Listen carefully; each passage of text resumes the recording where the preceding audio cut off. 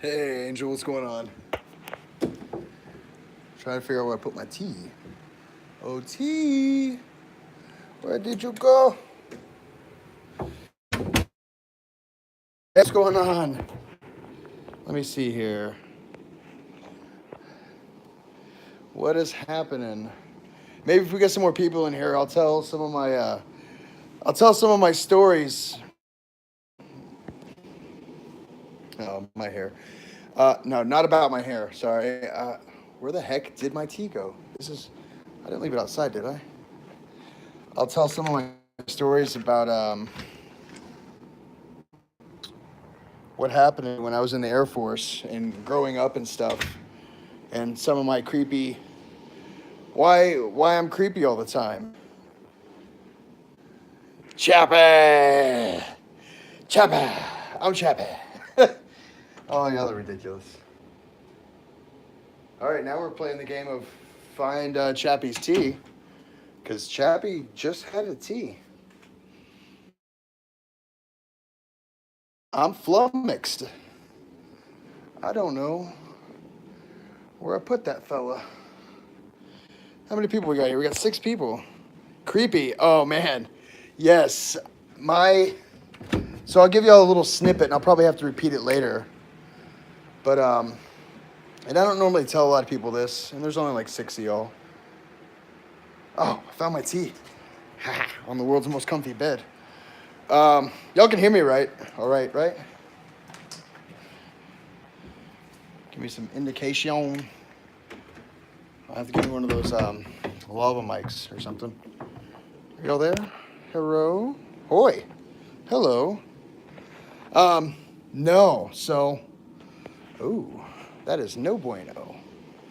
I hope I have my battery pack, because I will be tethered if I don't. And I guess I don't.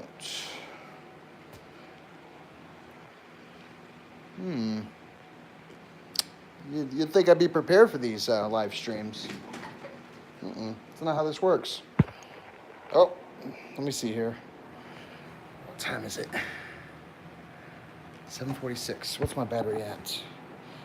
It's gonna pause real quick. Nathan! What is up, dude? Oh, guess what, Nathan? You're a moderator now. CC Games, you're a moderator now. You guys.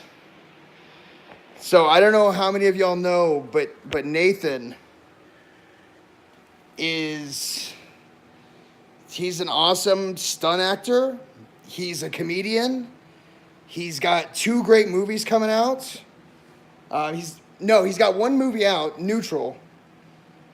And Milford is coming out. And if Chappie's lucky, he'll see his name in the credits. Oh, I was gonna grab my charger. That's right. Oh, but no. So Nathan kind of knows a little bit about this story, and I think CC Games does too. So I don't know if anybody's familiar with the term coon ass. He doesn't have a cult. Well, I mean, I guess I could have a cult. Would y'all join my cult? No. So have any of you folks heard the term coon ass? It's generally unfortunately, it's a term of endearment that other people from Louisiana give to each other. Oh, there we go. And it's Cajun. So I'm not Cajun, but I got Cajun blood in me. Well, my great-grandmother was what my family said was she was a witch. And nobody messed with my granny. And that's just what they called her, Granny. And my mom was told that when she had a son, he would be protected. And I'm the son that survived first, and there's my little brother. Yeah. So, I mean, sort of creepy stuff, I guess. I don't know. But let's see here. Oh, my thumb keeps getting in the way. Sorry. Do you know who banned me from Nathan's live stream? Or do you know how to get unbanned? Yes, to get unbanned, you just have to click on the person, and then they can unban you. I think Nathan left. But I gotta find a place to set this phone. And coffee creamer, you're the tripod. Oh, it pants on. Haha.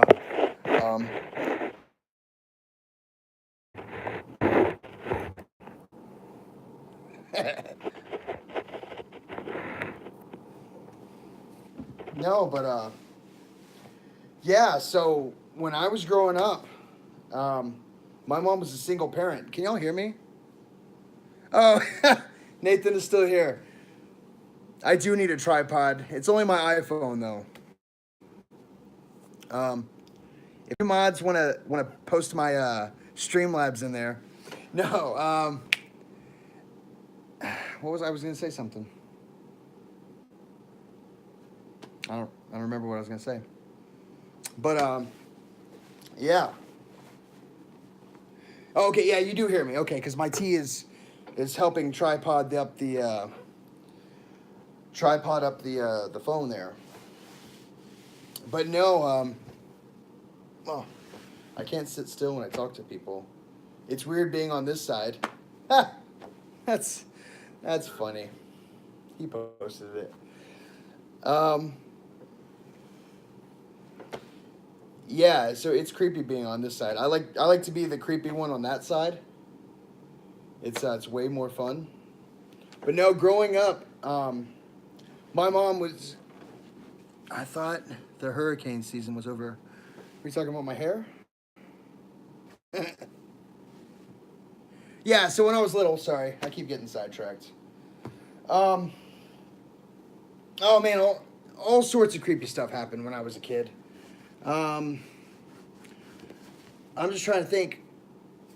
So we had it kind of bad for a little while when I was a teenager, and we moved to Texas, and then we came back. And my parents were still married, but they were separated.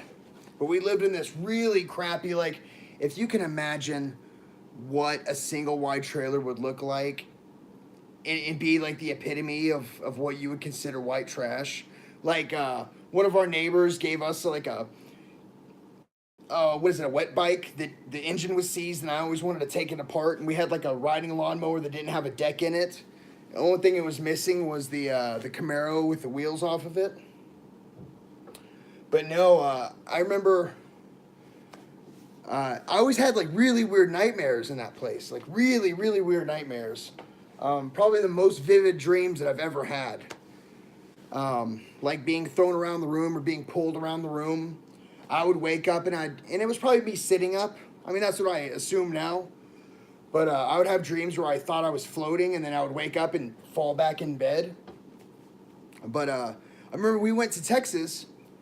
We were in Florida then, and we went to Texas for Thanksgiving, and my buddy Eric came by, Big Mo.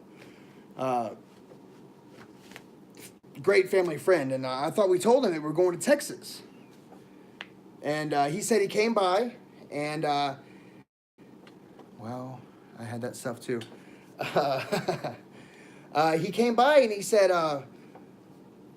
hey guys, I thought y'all were home the other day. I saw the light on in your room, you know, like the blue light from the TV. Like how it, like off the curtains. Loic, oh yeah, Loic. Total moderator. Oh, and guys, if you want to be a moderator, I leave it to my moderators to assign moderators. If that makes sense. But yeah, unless I know you, and I'm sorry, with the finger in the. But no, he came by and he said, "Guys, I saw the light on in your room, and the blue, like the blue glow from a TV." And I thought that was kind of weird. Like Eric, or Big Mo, it's Eric, that's his name. We don't have a TV in that room. He's like, "What?" I took him in there. And we had just pulled up from Texas. And he was totally creeped out. But I remember one time we were in that trailer, and I'm gonna sit like that now. And I swear to God, if something grabs my finger and y'all don't say something, you're all fired. But I was sitting like this on the couch, and like my finger was out. I don't know why my finger was out. He shouldn't have been out, but he was like doing like this. So I was sitting back like this, and something around my freaking finger went. Oh, that was the worst thing ever. Oh, it was so bad. I freaked out. It flew my. It was probably a spider. I like to think it's a spider. Not a creepy person, but I never saw what it was. No, another time.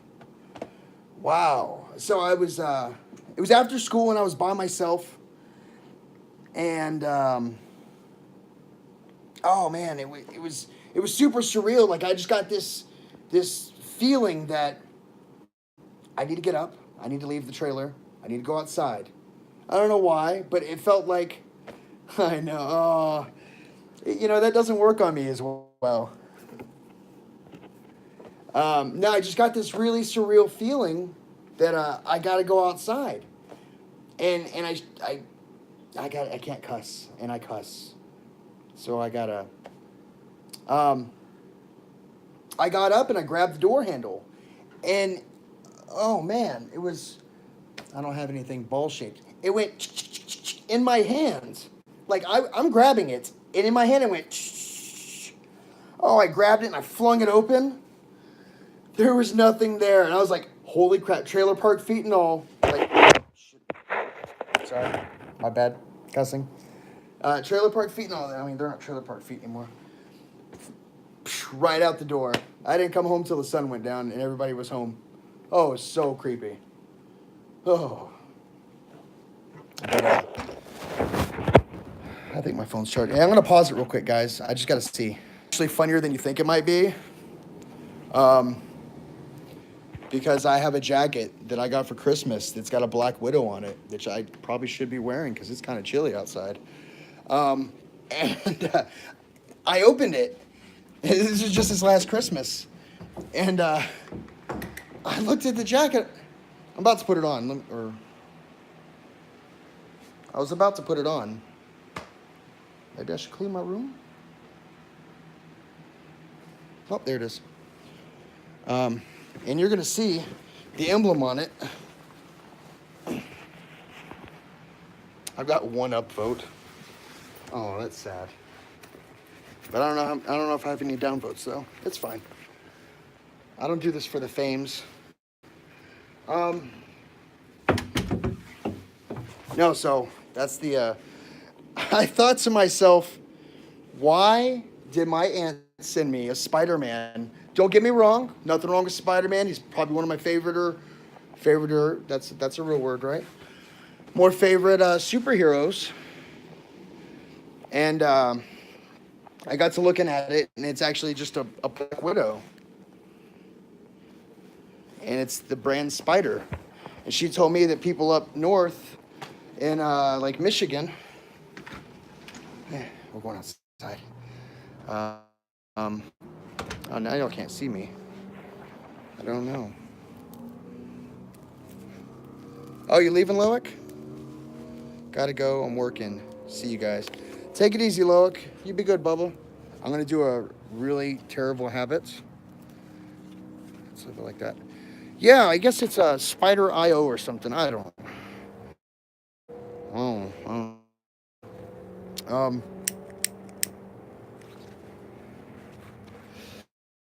Smoke kids. It's so. Look at me. I'm trailer park footing it right now. I'm walking on the sidewalk with no shoe. You can't really see. You see. Oh. Oh well. But they are warm. Oh, the jackets? Oh yeah. Yeah, it's super warm. Oh, this basketball court / tennis court. This place is super creepy at night. Like I don't hear like giggling or anything. But I hear like the doors creaking. They'll open and close. And something really creepy. That apartment right there, I gotta be quiet. There was a woman that was murdered. She was shot dead. And it's kind of gruesome. Yeah, so it was a drug dealer. It was her and the drug dealer's friend. He was a junkie or something with drugs. I don't know. The friend and the girl, that's the noise you hear at night. Oh, it's... The drug dealer's friend shot the girl. We're gonna open the door for some light. Can you see me now? Sorry for the stupid light. I'll learn to be a YouTuber eventually, I promise. No, he shot her, put her in a, oh, there we go. Put her in a plastic bag and threw her in the dumpster.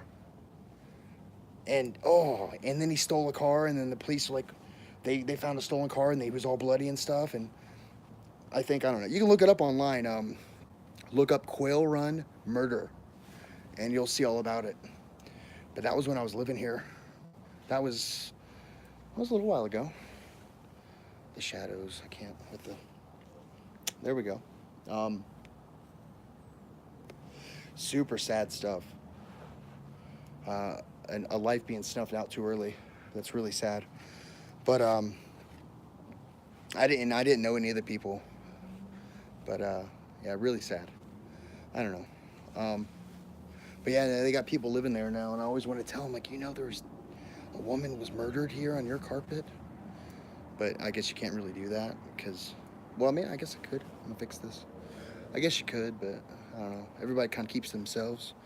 Like, you see, there's nobody out. Let's see. I'm gonna do a little.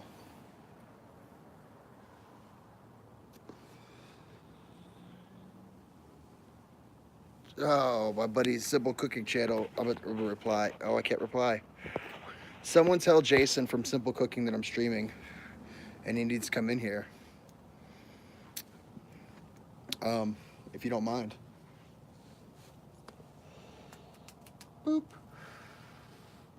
Once again, don't smoke, guys. It's so bad. So bad. I'm not proud of smoking. Oh, shoot. Oh. But, yeah. So, like, creepy stuff always happened in that trailer. But, I mean, it was like, bearable. It was really bearable. Nothing like, nothing that keep you up at night, really. Like, you always hear, like, footsteps down the hallway and all the regular, like, creepy stuff. But, it wasn't too bad. Not until I got into the Air Force. So, funny story, which I mean, I think it's funny.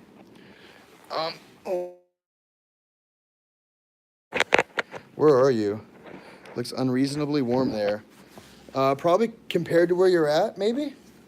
But it's probably in the 50s right now. Odessa, Texas. You can Google that. I'm setting you back. Oh. Sorry, guys. I'm not professional at this. Can y'all still hear me? No.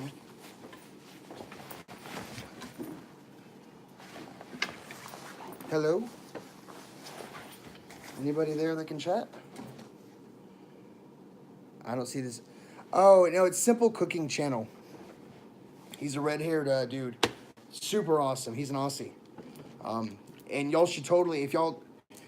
Okay, so some of my friends are from Simple Cooking channel. Some of y'all are from Nathan. Y'all should totally intermingle. Simple Cooking channel does really awesome food. That's just super easy to make. And Nathan does physical comedy, and he's a wonderful actor, great guy.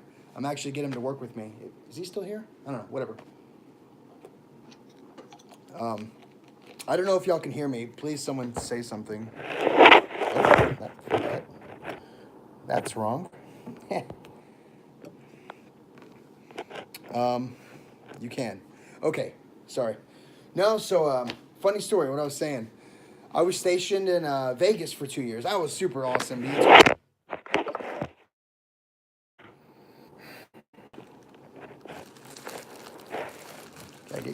here.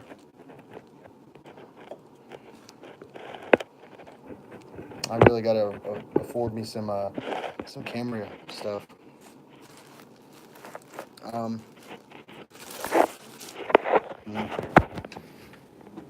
Who's Nathan? Nathan Barnett. He was in here. He's a moderator now. If you scroll up to him, he was. I'm sorry, I'm scrolling. Do do do do do do do. That's my scrolling music. Do do do do do. Do do do do do do do do do. 7:44. He responded. Nope, still here. Oh, I know what I'll use as a. So I stopped drinking soda, and I still got this guy. Oh. I'm in the Simple Cooking. He isn't live. No, he's not live. Yes, Nathan Barnett. Angel, could you text Jason and tell him I'm live? I'm sorry. I'm not trying to issue orders. I can't. If I want to stay live. Can y'all still hear me? Skittles. Oh, he's my first memory of Nathan, to get off the creepy thing for a little bit, was I used to be real heavy into computers, and I remember seeing a GIF where a guy falls downstairs and then he gets up like nothing happened, and I didn't know who did it.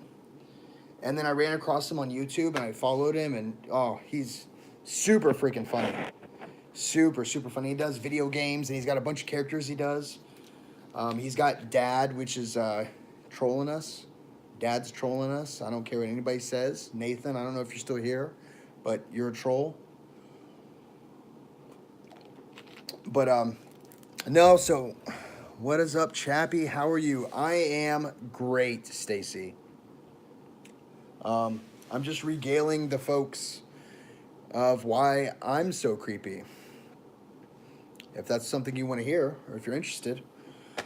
But no, so I was in Vegas. That was really cool. That was 2 years. Being 21 in Vegas is I picked up some of my worst habits in Vegas. Gambling and drinking, and needless to say, hello, Hope, how are you? Needless to say, I didn't leave there with any money. I gotta remember the camera is there. Dad is love. Dad is love. But I found him via Keith Apicary. Oh, you found Nathan via Keith Apicary. Yeah. Like he got really popular. Oh, Hope, I'm sorry to hear that. I didn't make you sad, did I? I say things sometimes that they just... Sorry if I do. Oh, because of Nick. I don't... What happened to Nick? Sidetracking a little bit, fella. Hey, I'm up to 8 people and 6 likes. Sorry. About the song thing, Hope. I was there in the live chat, and then I went to dinner, and then it was over. I'll have to look it up, or someone will have to fill me in if they don't mind. So Vegas was cool.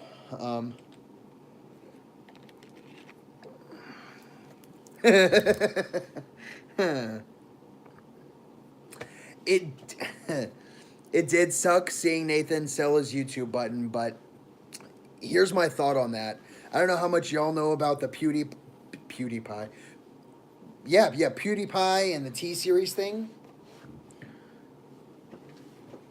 Yeah, Angel can tell me through the app. That's fine.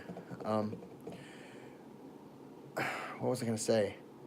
Yeah, so everybody started telling me about the the PewDiePie and T-Series thing. And I did not know anything about it. I went on Reddit and I did an Ask Me.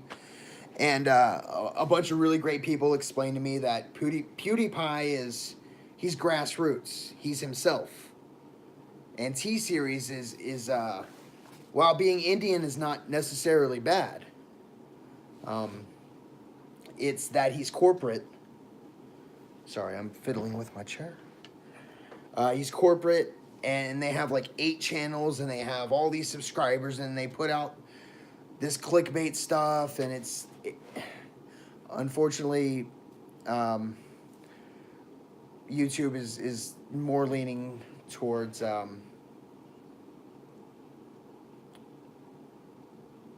you saw me try to buy it a couple times. No, I wasn't. I won't buy anything from Nathan. Yeah, wouldn't.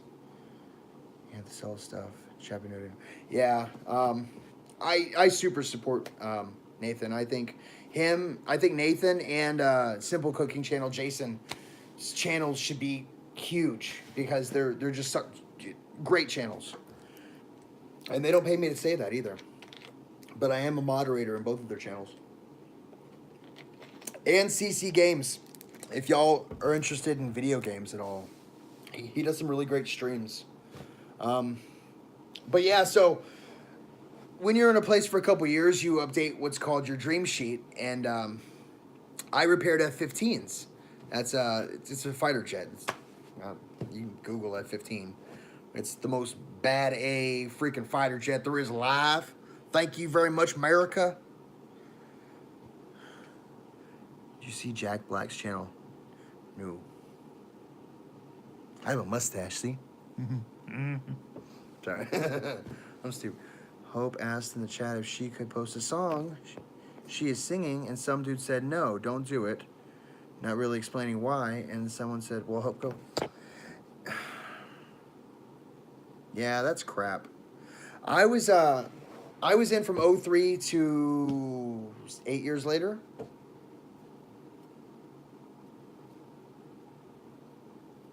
$11.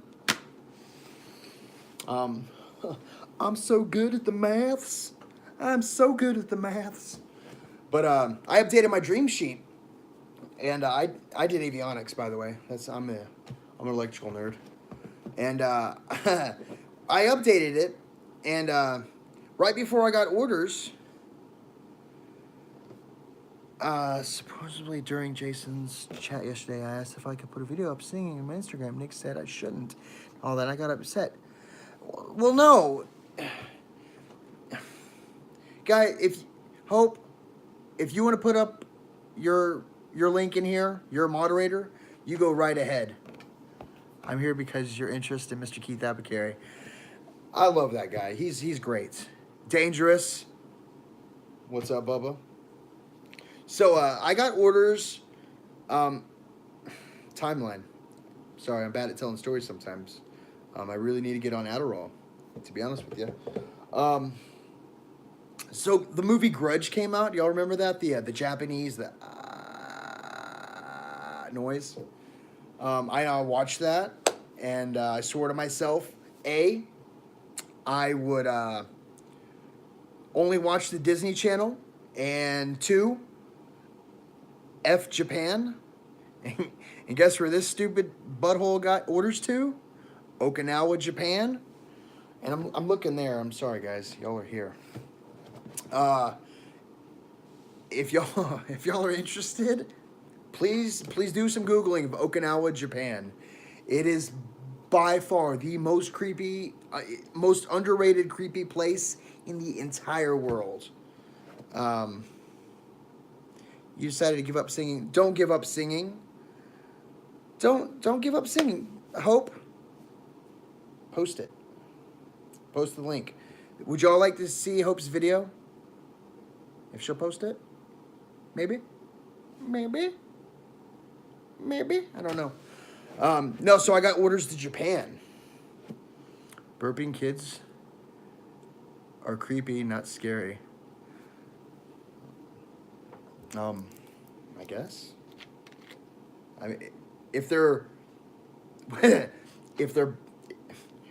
burping kids, never give up anything you like. I think they're funny. Yeah, okay. Y'all have kids? Yeah. Imagine children's laughter is great until it's 3 a.m. and you live alone. So think about that one. Kids doing anything when you live alone is creepy. Yes, yes, super. Lauren, I've seen you like forever. You're a moderator now. Bam. You never did the video. Please do the video. That would be super awesome. Um, the best base on the best base with Ospreys. Do we have Ospreys in Vegas? I don't know. No, so I went to Okinawa, Japan, Kadena Air Base. What were we? The vampire bats. We were the vampire bats. Kids are so creepy. They're so creepy. So I've got it down. It's little kids, then it's middle-aged men, and then old women, in that order. That's how people are creepy. Just no. So in Japan, I gotta kind of get a representation. I put my bed up on like a bunk bed. I had like my own room because Air Force. Come on. Sorry. I'm probably gonna get a downvote for that. I'm not doing the vid. Well, Hope, I'm not gonna force you to do anything. You do you and believe in yourself and F what anybody thinks. That's why I don't care if y'all shush the trolls, because I mean they're doing them, and if they want to act like a jackass, just no cussing. That's a big one. No cussing. Me too. Sorry. No, so we were having an exercise in on base. Is my camera there? Yeah, it's there. Okay. We were having an exercise on base, and it's where you're out on the flight line, and we had 25 jets that we had to repair. Well, your cell is 5 jets in these I just burped. Excuse me. And what they call these HAZs. No, they weren't HAZs. They were.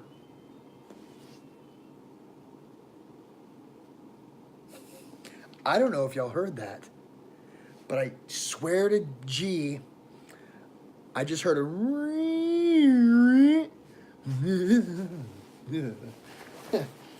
But so we were having this exercise, and you're working like 12 hours a day, and you're wearing you wear your regular uniform. So it's a t-shirt, and then it's your, well, of course, underwear if you wear underwear, and then your pants, and then your blouse. That was your camo jacket.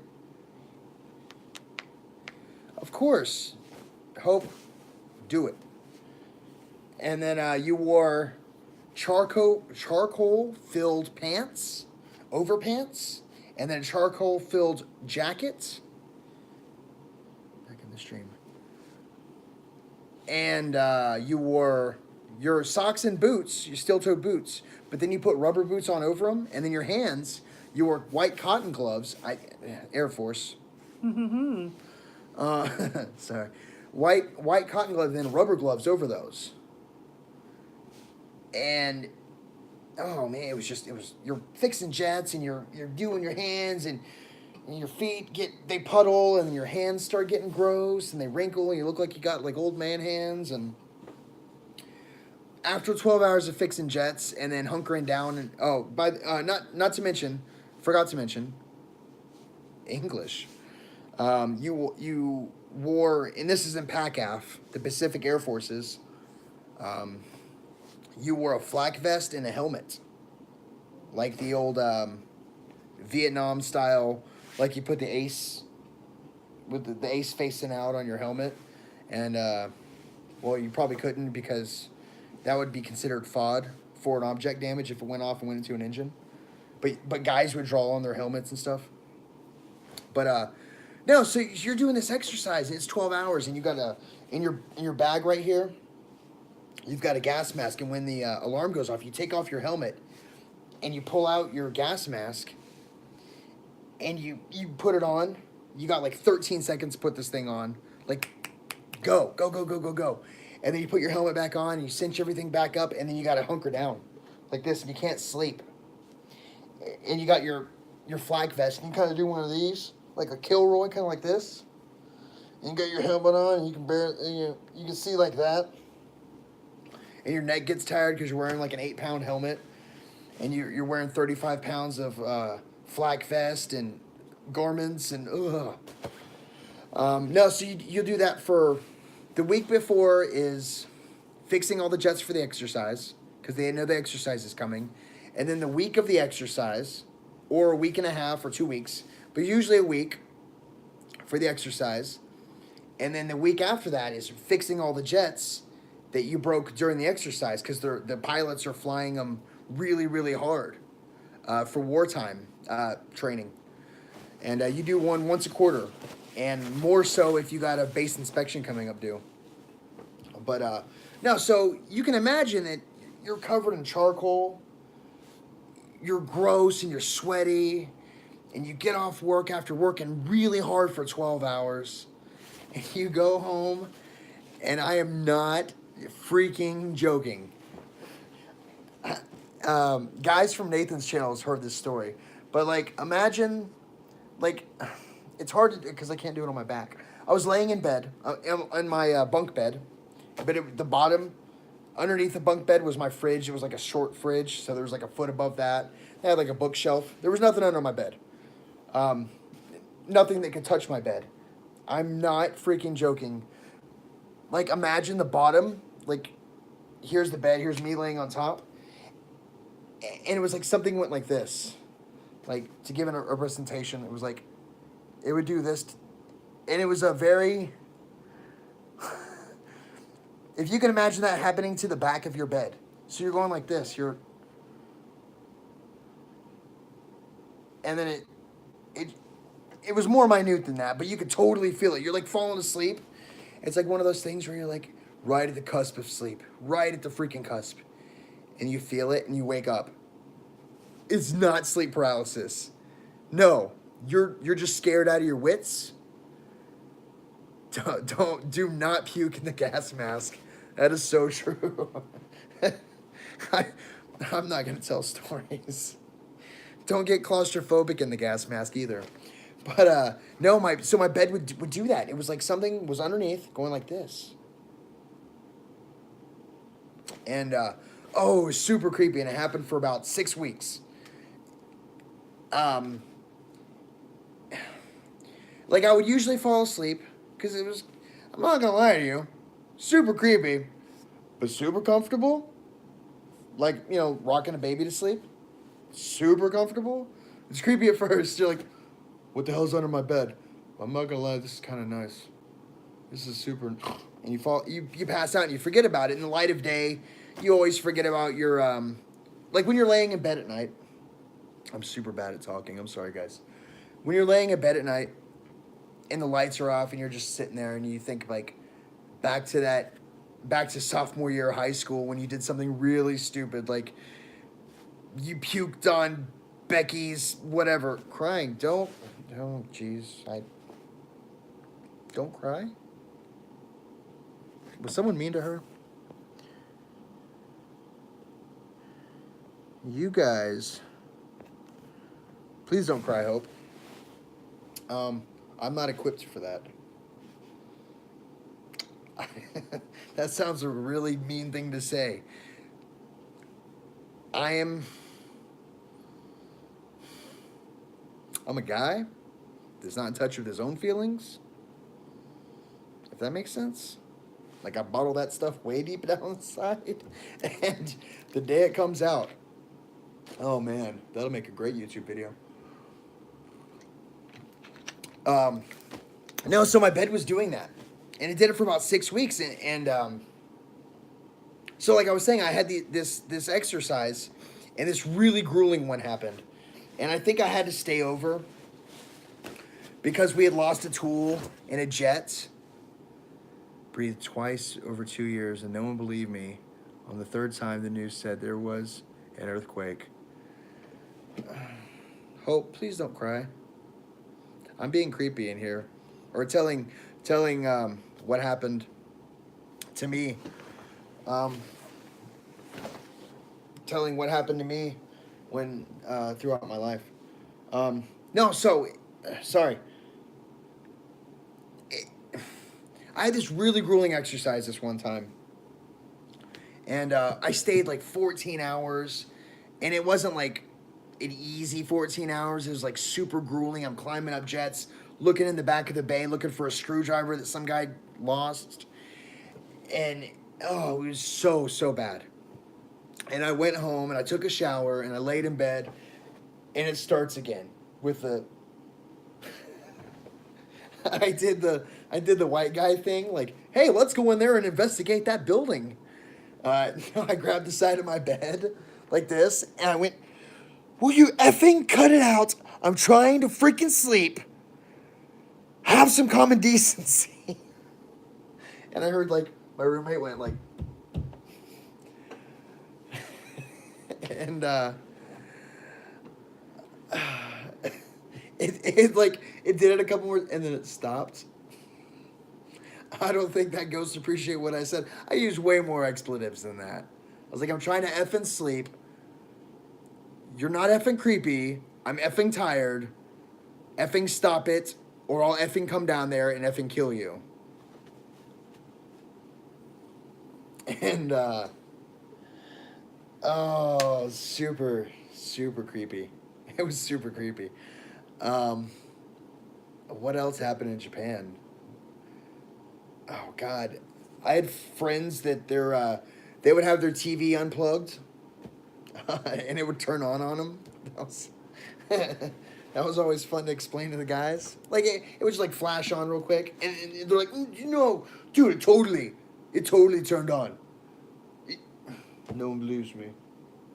And I saw it once, and it was super creepy. There's places you just didn't go in Japan, and you always had this really weird vibe. Super beautiful place. Okinawa, Japan is a little history lesson. Now I'm totally gonna get it wrong, and I apologize now.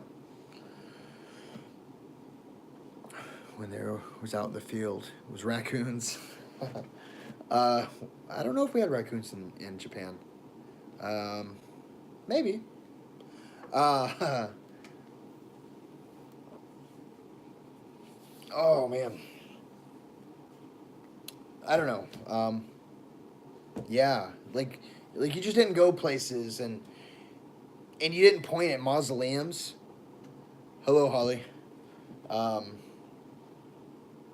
God, I'm just trying to think of. I've blocked a lot of that stuff out because it's like super creepy, super creepy. I remember when I was working at Samsung, and I was laying in bed, and if you look above me, there's a ceiling fan, right? All right, so y'all can't see me right now, but and the ceiling fan was on, and the thing was going like this, and I read online somewhere that I don't know. It was like you can ask questions, and yes is you give it directions. You say yes is one way, no is another. And I asked a question, and I explained, like, yes is clockwise, no is counterclockwise, and I asked a question, and it totally changed direction. I probably slept with my lights on that night. Oh, no. Oh, I forgot about this. So there was this super flamboyant guy. This guy was huge, but he was, and he was super just flagrant, like, oh, let me read your palms and this and that, and blah blah blah, and oh God, what was it? He was reading like this girl's palm, and he's looking at it, and he's like, oh, this line right here is this, and that's that, and this is that, and you're gonna have a great life. And here I saunter up with a cigarette in my mouth. I'm like, what's this all about? And he goes, I'm reading palms. I was like, cool, read mine.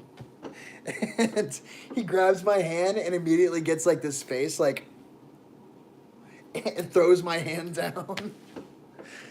And he goes, no, I will not touch your hand again. No. And I finally, like, he was super freaked out. And that guy calmed him down. And he told me, he's like, he told me, he goes, something dark protects you. I don't want to go past that, but something dark protects you. Like, this literally happened. And all of this stuff I'm telling you totally happened.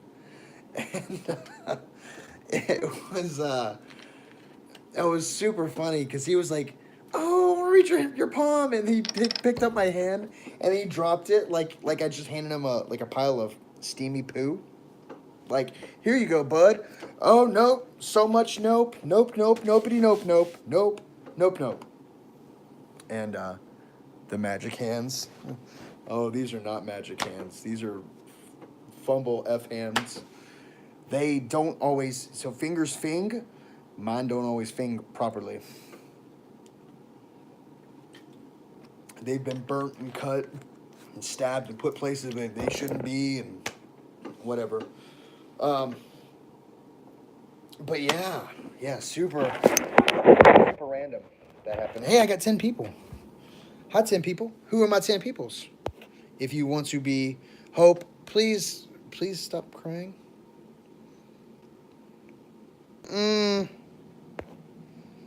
Nope. Can y'all see me? Please say y'all can see me. Nope, so much nope. We're going to stop talking about Granny right now. I am not joking. I stood up. I'm going to go have a cigarette. And it freaking disconnected. I can show you my speed test. My Wi-Fi is not that fast. My LAN connection is like a gigasecond. This connection is like 100 megabytes a second. Should not have done that. It should not have done that. I'm gonna stop talking about Granny. I'm not one to tempt faith. We're going outside. I'm tempting faith right now without putting a jacket on. I'm gonna make y'all seasick. How's that? Is that gonna make y'all sick?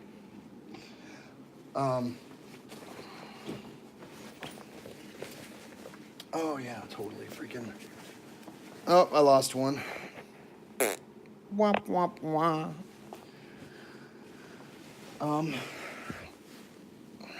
No tempting faith. Definitely no tempting faith. I love my family. Even though super creepy stuff's happened. I could probably tell you stories about when I was living with my aunt. Oh, yeah. I'll tell you stories about that. So my Uncle Calvin died. If any of y'all are my Facebook friends, you would know that, and I don't know if any of y'all are. I apologize. I'll put a thing for my Facebook if y'all want to. But I have a picture of my Uncle Calvin. Probably the greatest man you've ever met in your life. Super, like, he stood up for you if you deserved being stood up for. Like, he was the guy that if you're broke on the side of the road and everybody's passing you, he's going to stop and help you. But no, he ran a company in Texas called Chapman Construction. But at his funeral, like, the mayor came and, like, told stories. And, my uncle is probably the greatest man I've ever known. And I'm greater for knowing him.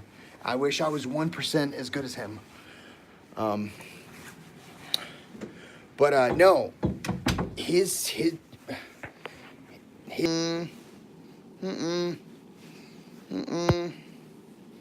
reconnect. I don't care. I'm still gonna talk about Uncle Calvin. Super great dude. Just super great dude.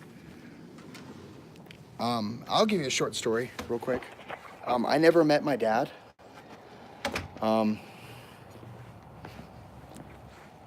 So there was a younger brother. No, I'm sorry. There was an older brother. And am I even connected to the Wi-Fi? I am. Oh, sorry guys. I'm the middle brother, but my older brother was Adam. And Adam was born almost a year before I was. And Adam died at a very, very young age, like weeks old, due to a doctor misdiagnosing a head, water on the brain or something like that, a cold. And I never got the chance to know him because I wasn't alive yet. But I was born almost a year later. But Adam dying pretty much cemented Jesse, which is my dad, and my mom. Oh, why is it doing this? Why does it stop doing this? Stop doing this, please. Stop disconnecting. This is my window. And my Wi-Fi is like right there.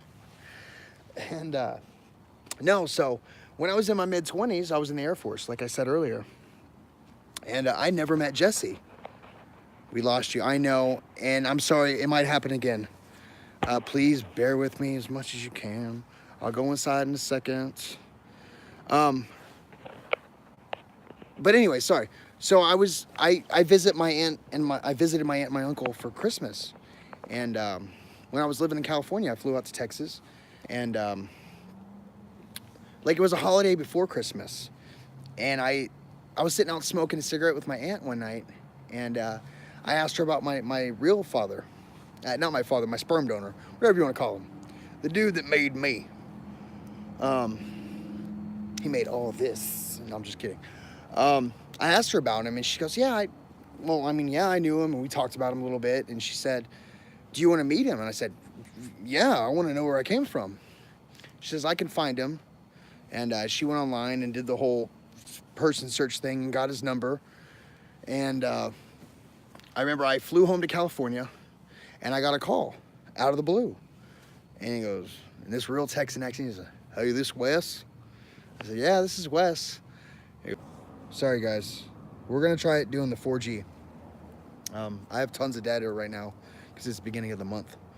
No, so it was before Christmas, and we talked on the phone and just back and forth a little bit. And that was cool, I guess. And we made plans he lived not 50 miles from where my aunt did in Dallas. And we made plans for him to come see me during Christmas. And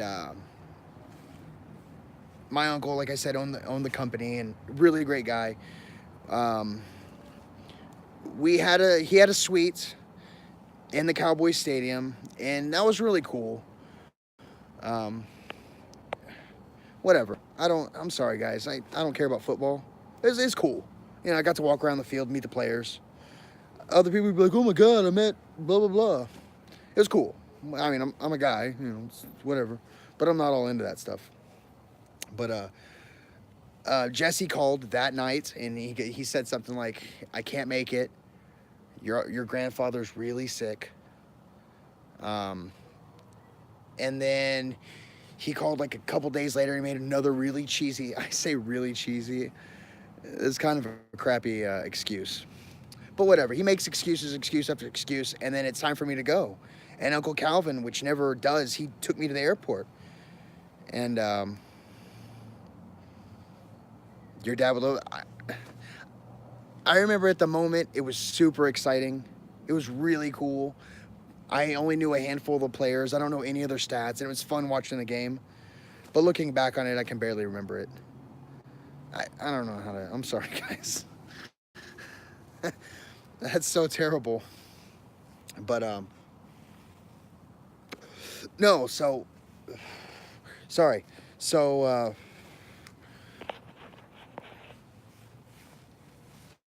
oh, the quality's way better now. Yeah, because of 4G, and for some reason my Wi-Fi is being poop. Le poop. I hope y'all can hear all that. I don't know. I'm just talking to the air. No, so Uncle Calvin took me to the airport, and he goes, Wes, and he's really Texan. I'm not even going to try his accent. I'm thinking about trying it, and I'm going to try it. It was something like, Wes, well, I appreciate you coming down. You know, we love it when you come down because you help feed the horses. You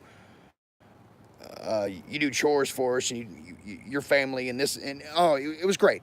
I got one-on-one time with Uncle Calvin, which he was always so busy. And he asked me, he goes, did you enjoy yourself? And I said, well, I did. But he knew there was some, like, how do I say it? There was like some doubt in my voice, and he goes, yeah, you wanted to see your daddy. And you love horses? Oh, they were super cool horses too. Or I think he said, you want to see Jesse? And I said, yeah. You know, I love coming down and seeing you guys, but this visit was kind of me to meet the person that gave me DNA. Um, I look more like my mom, like a manly version, but I act a lot like Jesse. He's a really goofy guy, and he's kind of like me. He'll blow you off. That's so bad. I'm not proud of that. I'm so not proud of that. I need to get better at it. I'm sorry. I never call anybody. But he goes, yeah, I understand that. You know, I said, I'm here to see Jesse. A creep? Who's a creep? My Uncle Calvin? No. Totally not Uncle Calvin. Uncle Calvin was like Superman. I don't know how to explain that. Like Texas man. Yeah, Texas man. He was so Texan that he had President George Bush's, like a letter from President George Bush, like in his office. Like that's how Texas this guy was. But he was so Texas that the Cowboys like personally signed a football to be buried with him. Super sad, super sad. But no, anyways, I'm sorry. So when I was there with my aunts, my brother had come. My brother is my half brother, but he's my brother. I don't know how to explain that. I was raised with him. He's my little brother. Oh yeah. I'll explain it in a second. Yeah, sorta. But he's like me. He kind of works a lot, and he can't be. I don't know. I'll make an excuse for him. I don't know. He probably is. I don't know him that well. I call him every now and then. In fact, I should probably call him sometime this week. See if he's still breathing. But no. So I'm sorry.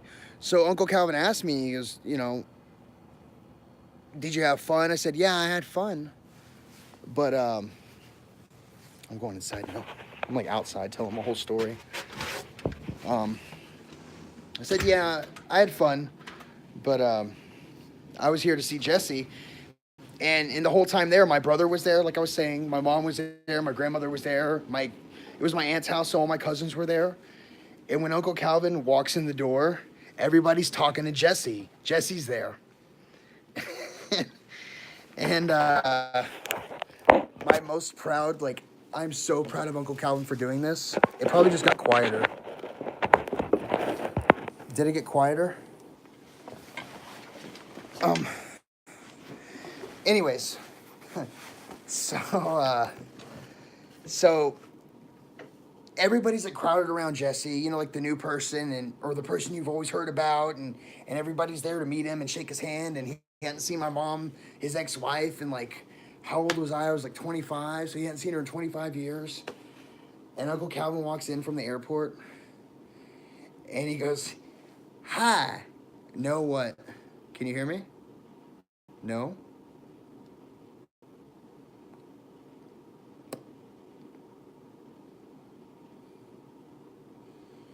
Can you hear me?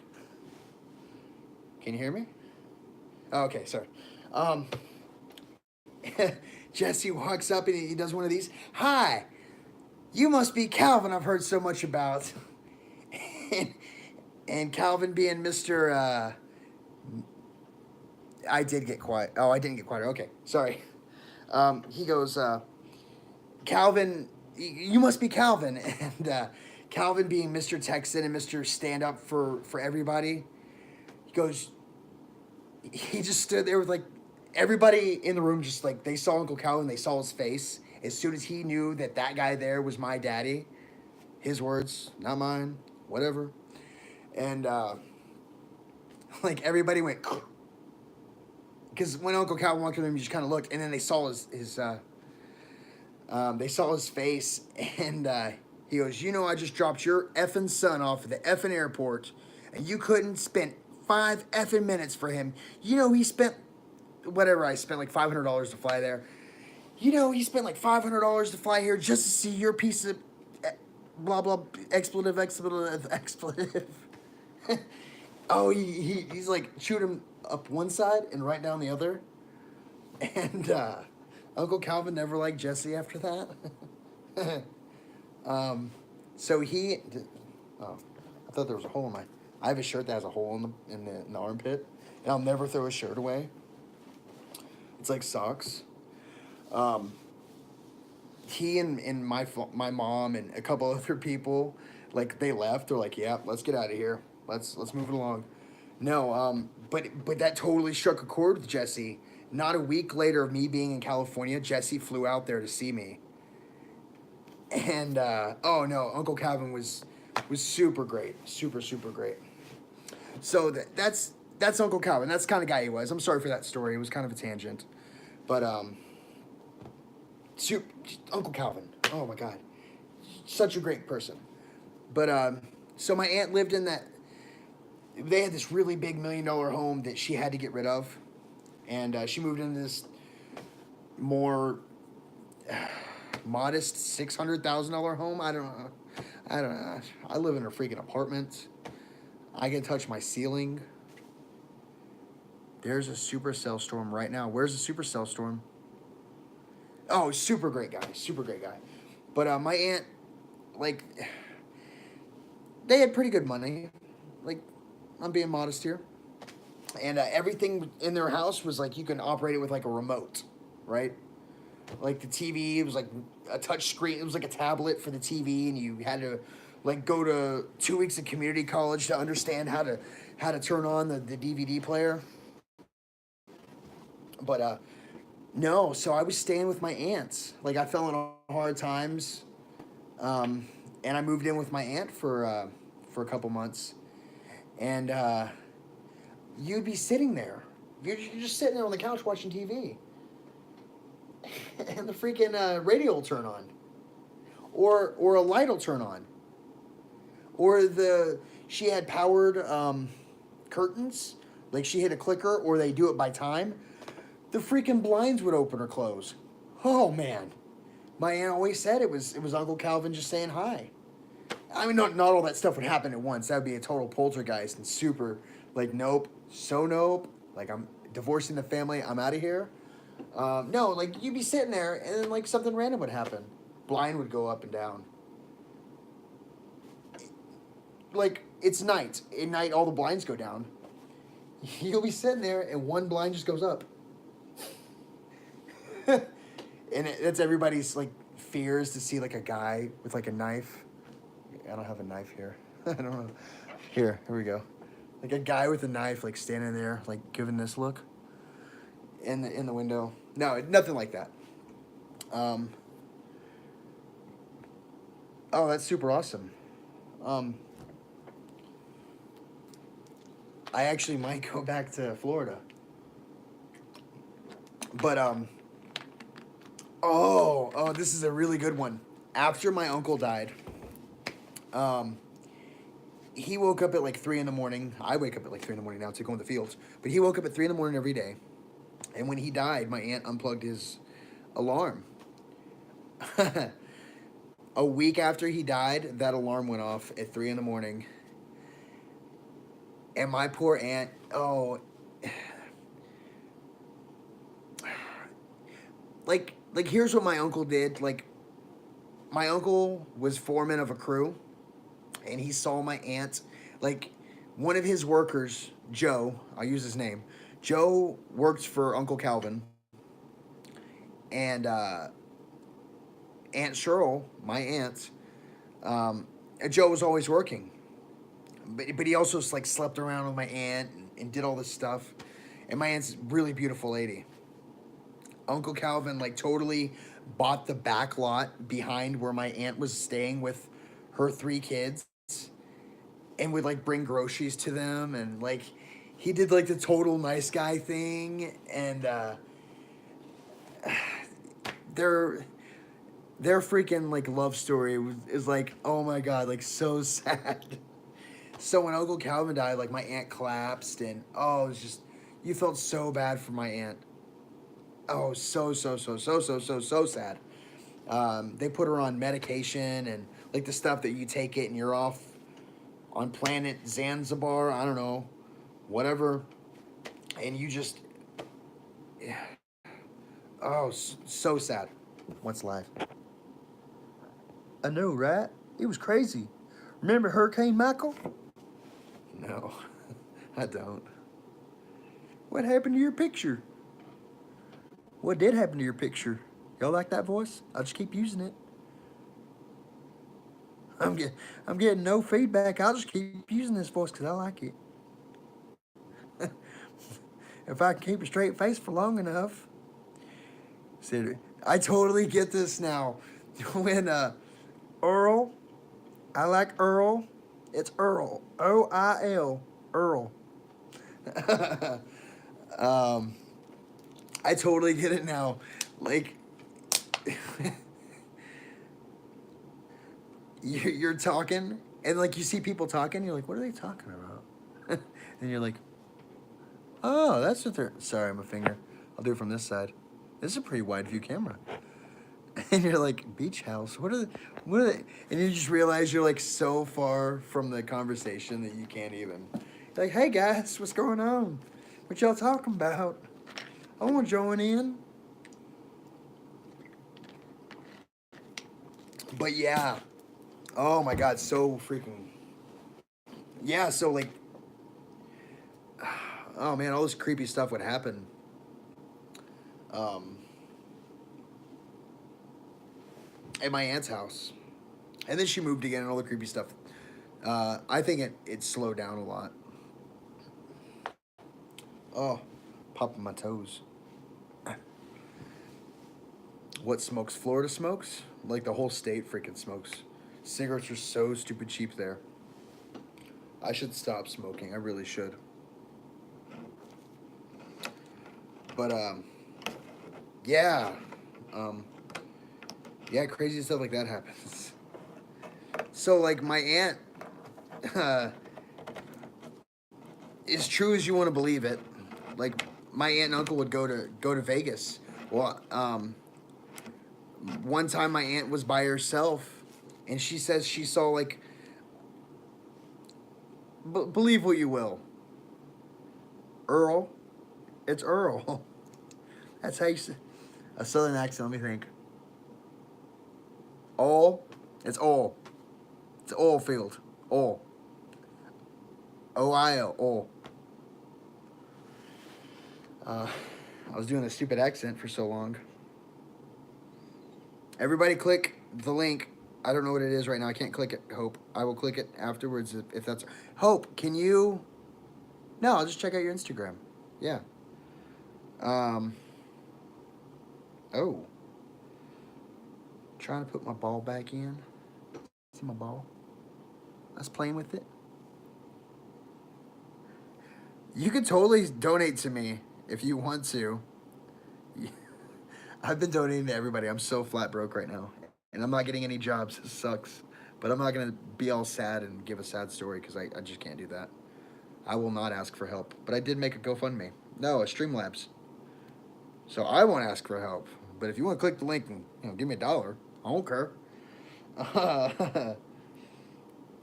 I couldn't imagine someone... I'm sorry. I'm trying to put my ball back in. Why did I donate that much? I just...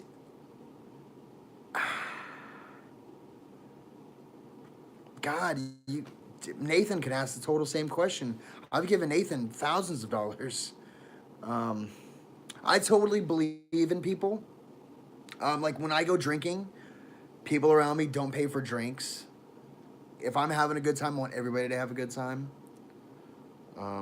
If I have cash in my pocket, a homeless person, a true homeless person, will get it.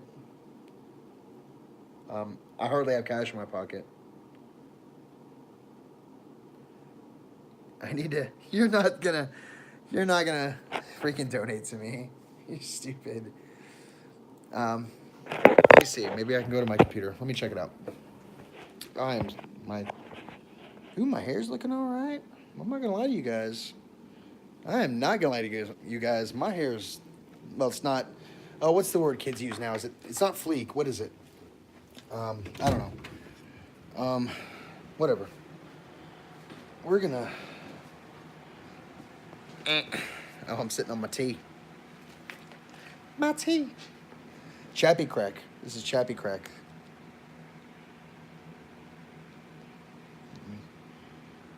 I don't know. Green tea with Citrus.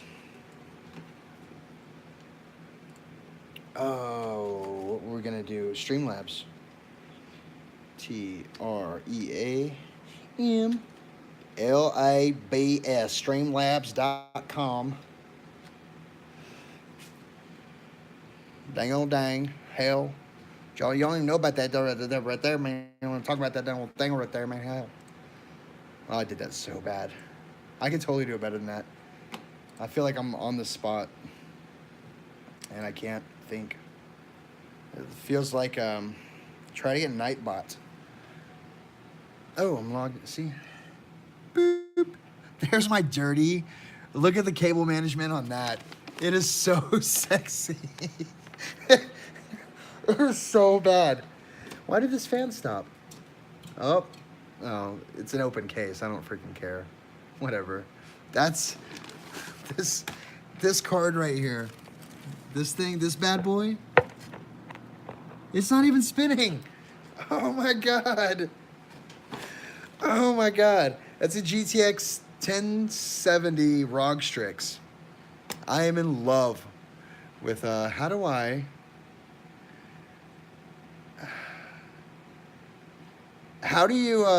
activate? Do you know? Should I go to my email? mail.yahoo.com. I was doing a Filipino woman accent earlier. It was really funny to me. Let's see if I can remember it.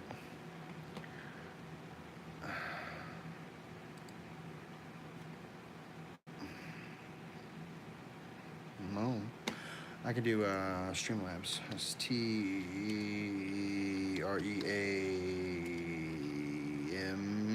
Streamlabs. Bam. Oh, notification. If you does not monitor email address, please do not reply to this message. Oh, that was just me giving tips out. Your parents got married in Vegas? It is such a cool place to get married, though. Let's try Streamlabs again. I hate to say it that marriages don't usually last if they're coming from Vegas. But people visiting to get married, that's totally different. People that get married there, probably not so much.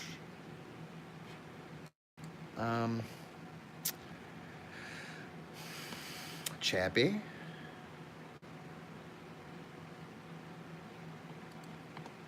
I don't know. Account settings. I'm linked. Oh. At Chappie. What's at Chappie?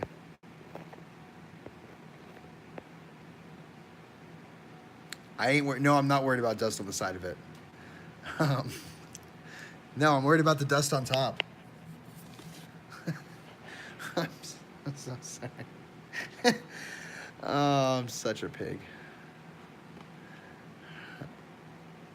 Connect your PayPal. Connect to allow your streamers. Oh. Oh. I'll set up to my PayPal. That's totally awesome. Will you share? I totally will.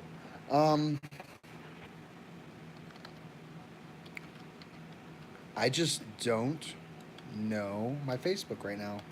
I will check it here in uno segundo. That's not the right. Uno momento, por favor.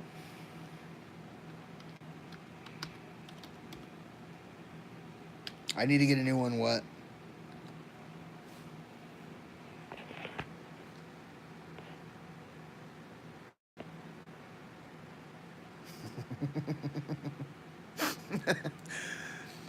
You could totally not. I could figure it out. I know what every wire does, actually. I totally know what every wire does. Is that not my PayPal? Oh, my PayPal's connected now. Ha! It works now. See, look.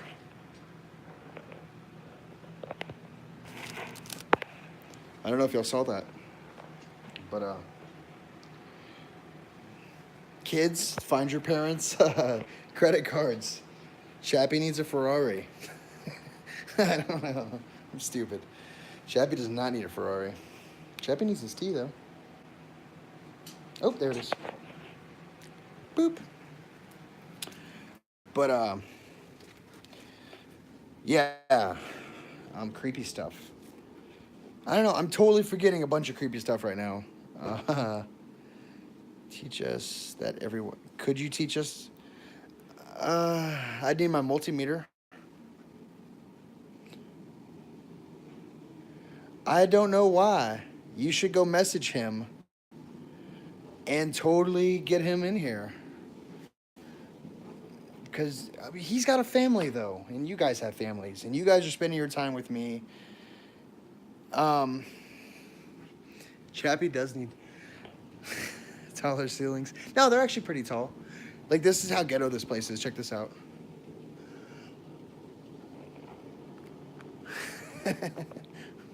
It totally breathes. I'll let Angel for you know. I'll let Angel for only. Angel for only. Yeah, that is her name.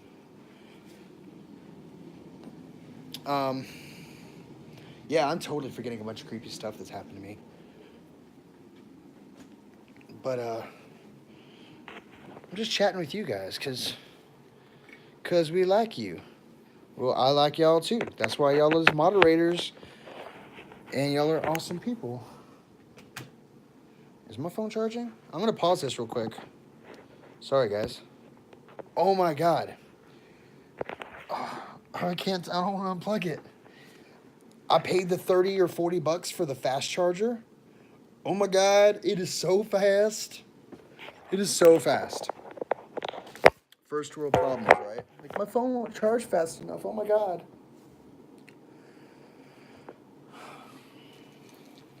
But, yeah. So, I don't know.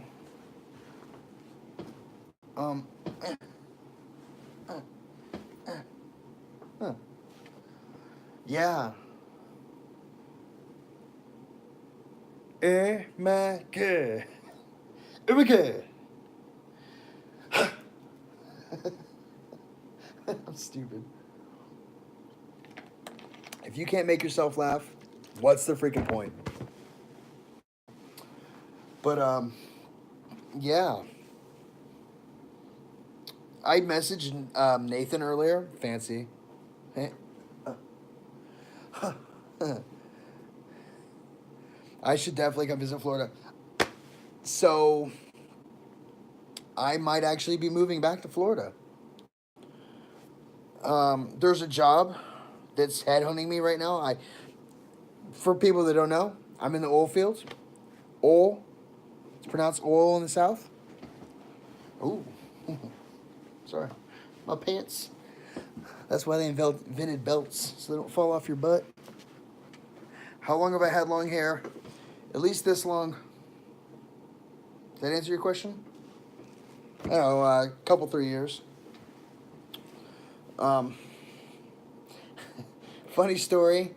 I had gotten my hair was like this long, and my aunt told me that I was going bald, and I totally I freaked out, because if I lose my hair, I lost my youth.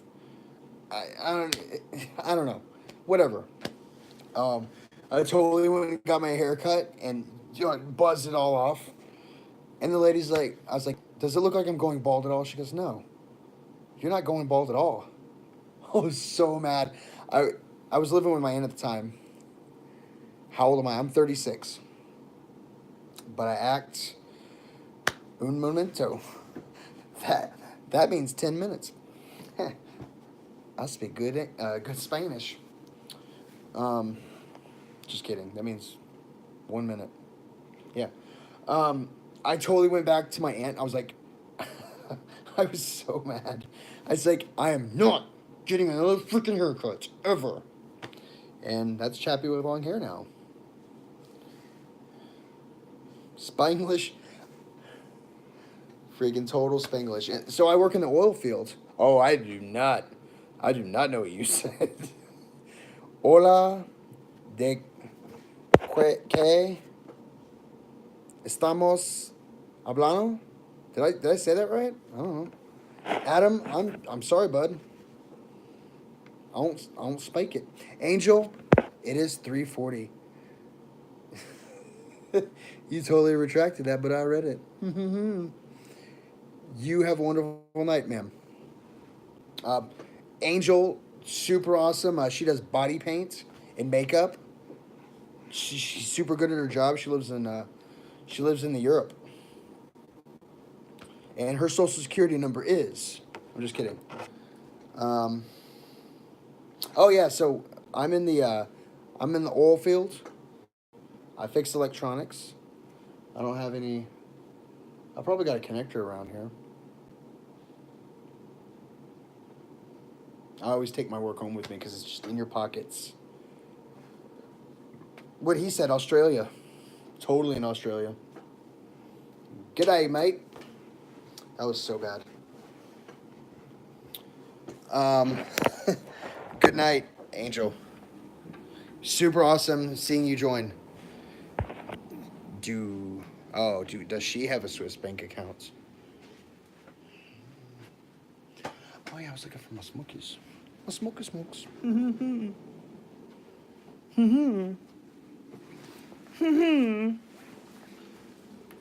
My I have yet to see someone pop in and go, "What's this?"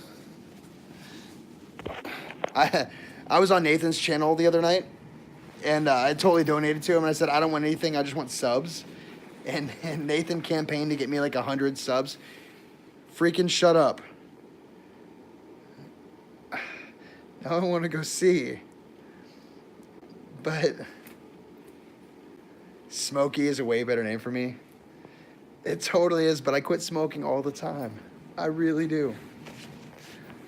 Not all the time, but I've quit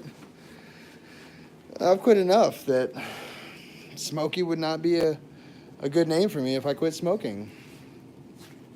Don't smoke, kids. It's super bad for you. I lost a viewer because of that.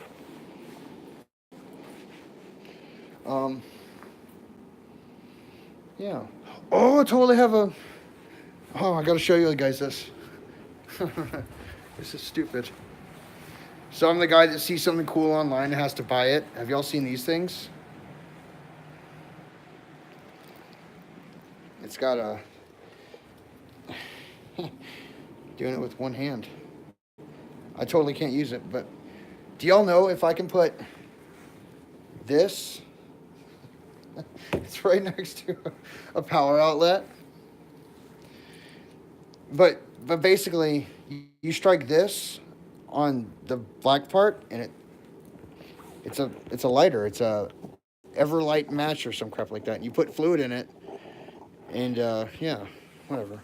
So I'm the guy that sees something cool online, like, I totally gotta buy that. Oh my god.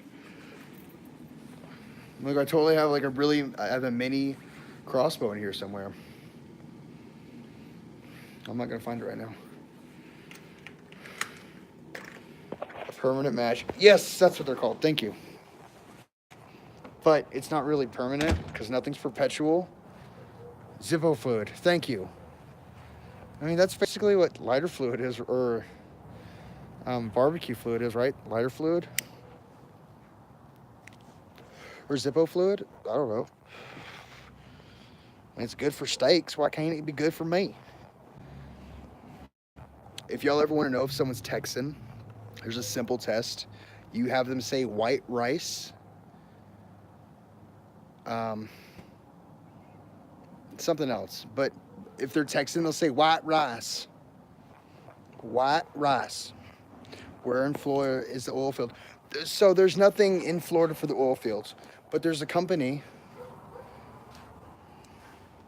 that the recruiter called me the other day, or he emailed because, hey, I got this position. It's in North Dakota or Pennsylvania. Can I call you? Do not mix your petrochemicals. I can't do that voice right now.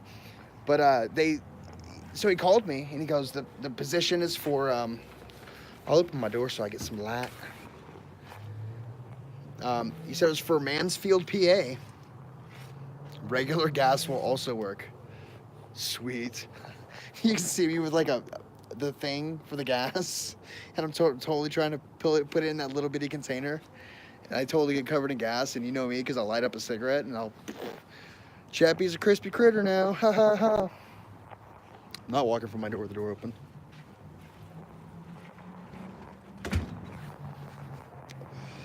But yeah. So the nozzle. Thank you. It's super easy when you're on that side. I am not lying to you. He totally freaking told me that. Okay, let me finish this real quick. Can I finish smoking? It's up to you.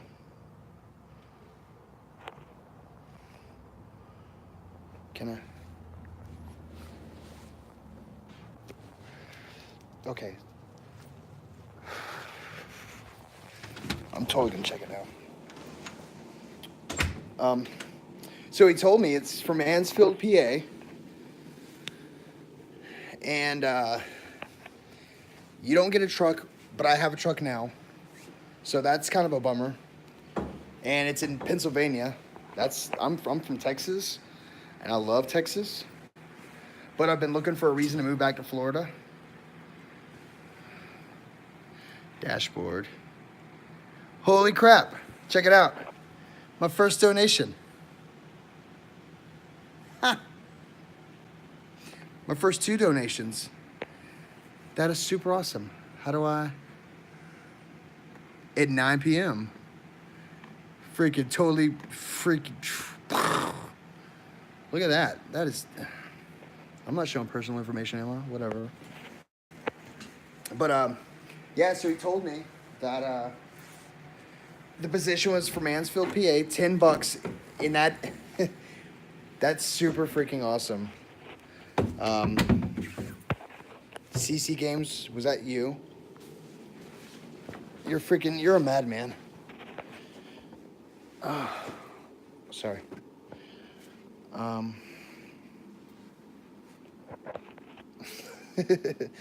You're nuts, bro. Thank you very much.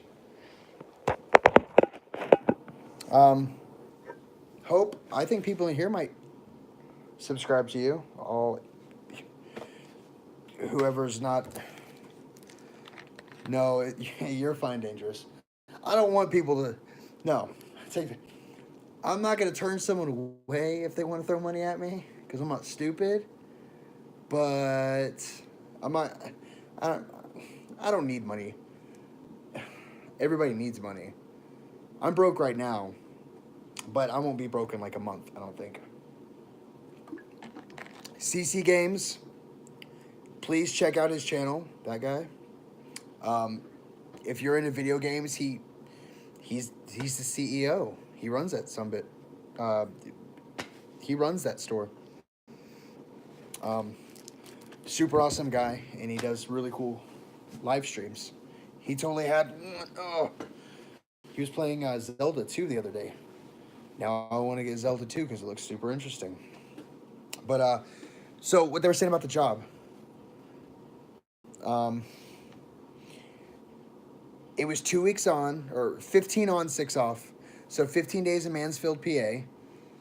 6 days off, but they'll pay me I want to say it was $750 a month to fly. That would totally cover a ticket from Mansfield to Florida. So I could totally live in Tampa,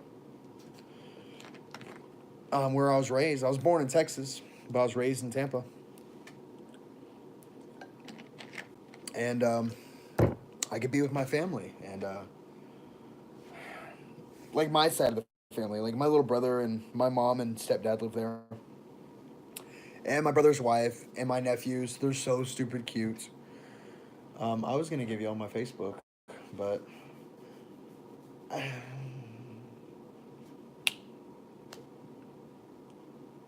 find me later. Sorry. But yeah. Stupid cute. Oh, they are stupid cute. Hi. Hello, Isabel. Isabella, I'm sorry. That is such a pretty name. Isabella. Um,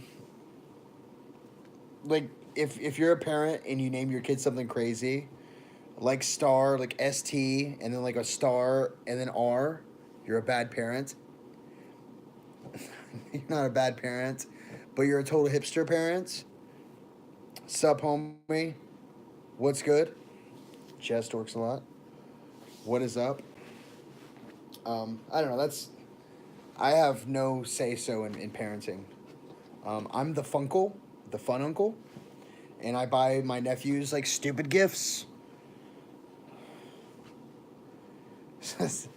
Maybe.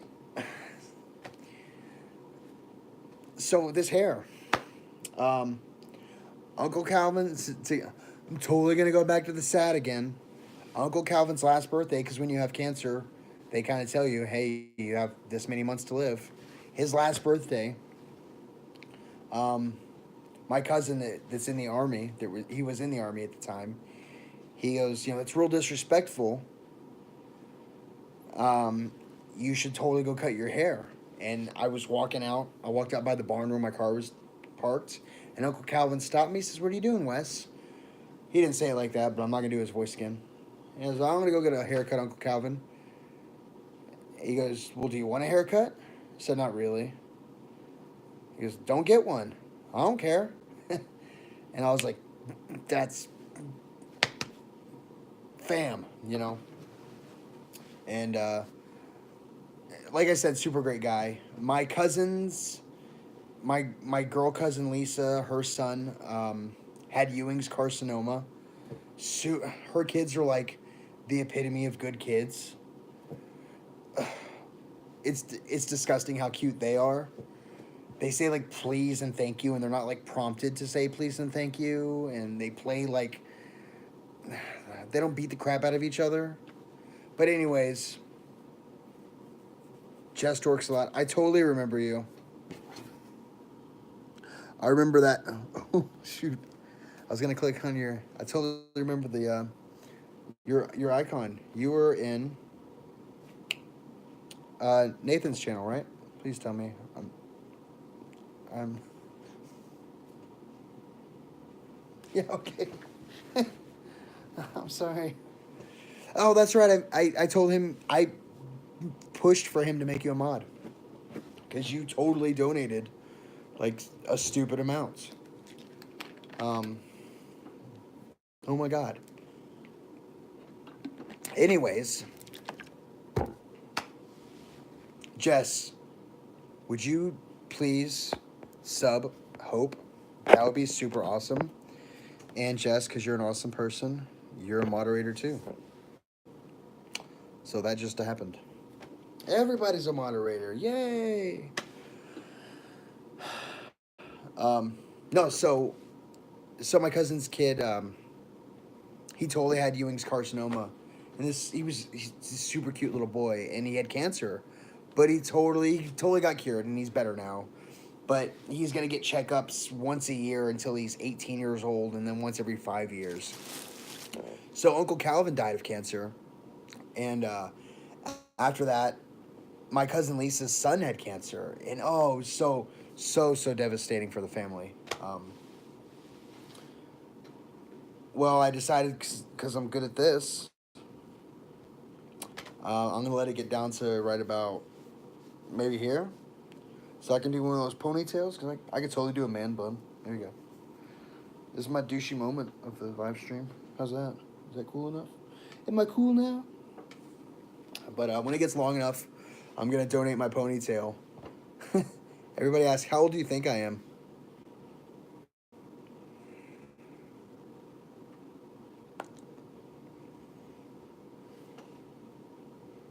Oh, that's where I broke my arm playing football. Maybe that's why I'm not super enthused about football anymore. I'm 36. Thank you. 36. 36. Y'all are already moderators. I can't super moderate you. Stop it. 1982. I got a birthday coming up too. February 26th, 1982 was the day this BA was born. And Hope has freaking 36 subs. Kick butt. You guys rock. Thank you so much. But yeah, I'm totally going to donate my hair, but not to Locks of Love because they sell the wigs.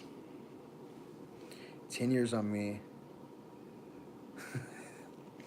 I'm so old. Oh my God. I'm so old. Oh, shoot. You know the dang thing about the memory pills, you got to remember to take them. Totally forgot my fast charge cable. That's my noise. I make stupid noises. What's my real name? It's Wesley. Wesley.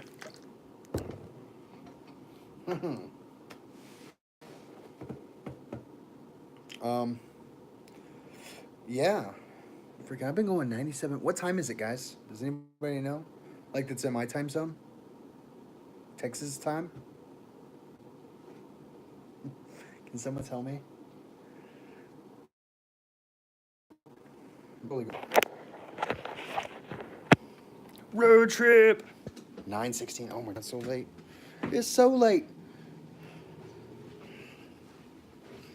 You don't have kids? I'm full of personal questions. None that I know of. I mean, I've been all around the world. I've had my fun. I'm not. Don't get me wrong. I'm not a player. I am so far from being a player. But I mean, even the crappiest fisherman catches a fish every now and then. I don't know. Oh yeah, totally happening again. Do not be like me. Yes, Dangerous is 2 days and a... Do y'all hear that? I'm not being loud. I totally hear banging. It's super creepy. 1991. That is... I don't know what the term for that. It's not serendipitous. It's something. I'm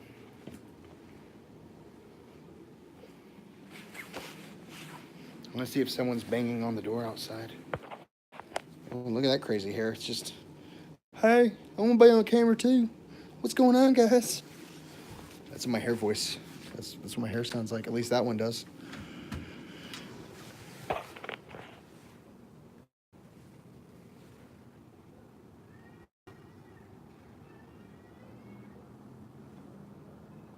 I swear to God, I hear crying in my apartment, like a baby crying in my apartment. I don't think it is. I'm not a player, but I crush a lot. No. Where is it coming from?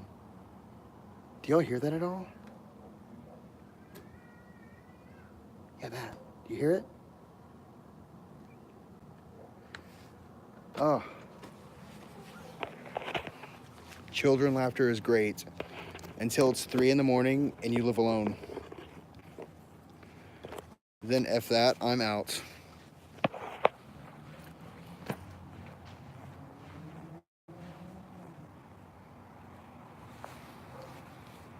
I would totally be the white guy that dies in this one. Oh my God, you guys can't see this. Oh my God.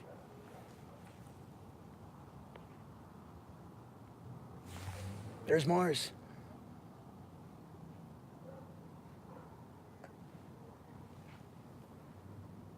And there's, which one's Orion's belt? It's not Cassiopeia. It's, what's it called? Oh, you could totally see everything tonight. Oh, it's so beautiful. I wish I had a really good camera. When I was stationed in Northern California, we were way out in the boonies. Our base was. It was an old missile base. like missile radar. So it screen froze. Oh, I'm sorry, guys. Could you hear me talking still? Because I'm continuously talking, but no, unless I'm making like a noise or something. Because I always make noises. Anyways, I was totally driving into work because I worked mid shift, and mid shift is like from midnight to 6 in the morning or something like that, 6 or 7 or 8 in the morning. But I was totally driving in at like 10 or 11, and I could. Where in North Cal? That's where I am. Oh, Beale Air Force Base. It was in Yuba City, California, right outside Roseville, which is a suburb of Sacramento. I used to live in Roseville. It was so nice there. But is right next to the mountains. I'm totally drawing a blank on that one. I don't know which mountains it is.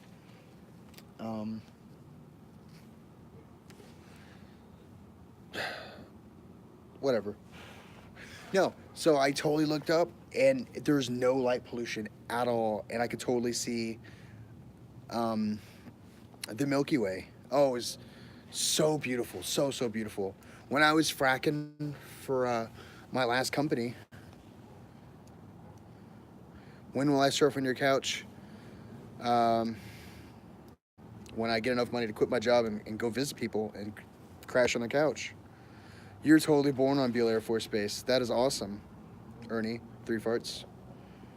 Why not 4 farts or 2 farts? Or just one long, like, I'm not going to make fart jokes. I'm sorry. I'm going to stop now. I'm going to start seeing those thumbs up goes thumbs down. But I could totally see the Milky Way. Anyways, so I was fracking in North Dakota for a week or two, covering a crew. And we were out smoking with the company, man. We'll go figure. And you could totally see the Aurora Borealis. And I got a picture on my phone. I'll have to share it with you guys sometimes. And oh my God, it was so beautiful. So beautiful. It's just, most Aurora is U-shaped. I watched the thing on it. I couldn't tell you why it is anymore, but I knew. But most Aurora are U-shaped. And this one was total like horseshoe. It was so pretty. So pretty. And it was green. Oh, so cool. Oh, it's totally next door. The baby's crying. It's not my apartment. That's good. Was it pink? No, it was green. Dangerous rocks. I'm totally gonna crash on your couch one day. You're in Sweden, Finland, somewhere next to Germany. I don't know. I don't have my, I think it's Sweden, right? Sweden? Totally Sweden. I don't know. We're going to get drunk on German beer. Or German alcohol. Netherlands, holy crap. I'm so stupid. That's all like the same place to me, really. It's the white part of the globe, right? Stupid Americans.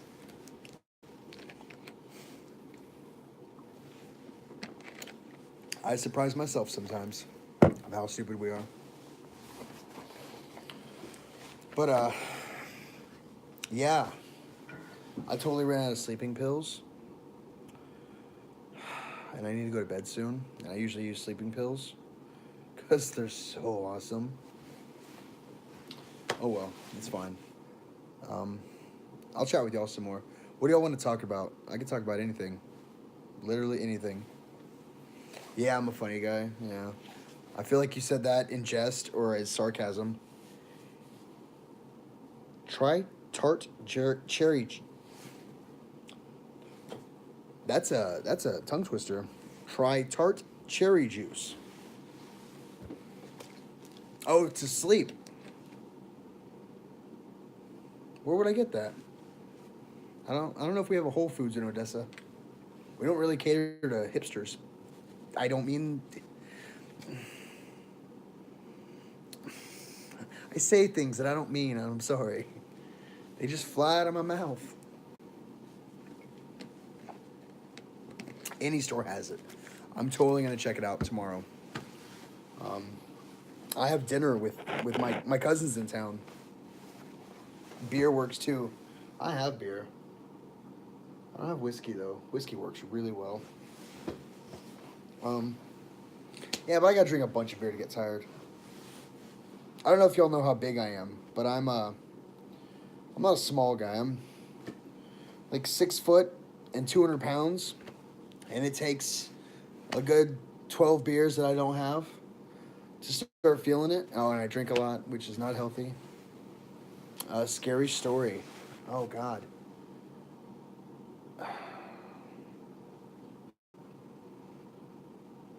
Meh. Um, you have a sad story? Stro rum works too. 160. Oh, yeah. That'll put you on your ass. Hope, go for your sad story. Well, there is this super. Oh, I'm sorry. I am not opposed to using what do you call them? Creepy pastas. I'm totally gonna read y'all a creepy pasta. That it's my favorite. Oh, it's so creepy. It's so good. I'm gonna put this back in the fridge. I'll drink that one day. I will. I thought I saw something. You know when you like see something out of your periphery? Did you know that if you, when you, I mean, you're all old enough. You had an asthma attack the moment you were born? Oh, I'm sorry to hear that. I gotta get this thought out, or it's gonna eat me alive. If you look up in the sky and you can't see stars, turn your eyes a little bit and look at and kind of focus on that same area. I don't know how to explain that, but you'll totally see stars. It has to do with cells or cones and the other thing, and you have more than the one that doesn't have color. You see better with your periphery. Cones and whatever, but you could totally see.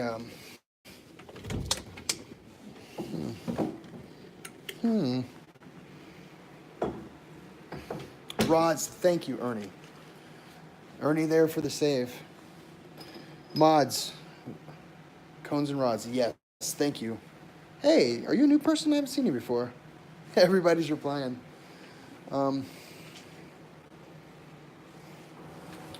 So if you're just joining me, I've just been kind of rambling. Oh, I look like Cousin It right now. I've just been kind of rambling, but I'm gonna read y'all. We're gonna test my reading skills. And I'm looking for a power plug. I don't need that one. Boop.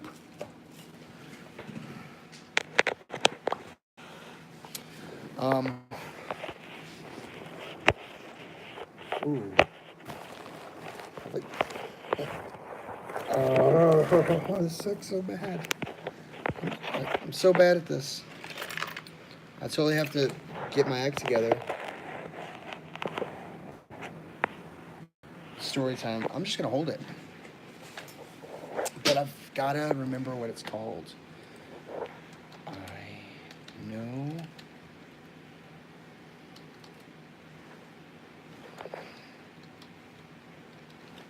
Yes. Found it.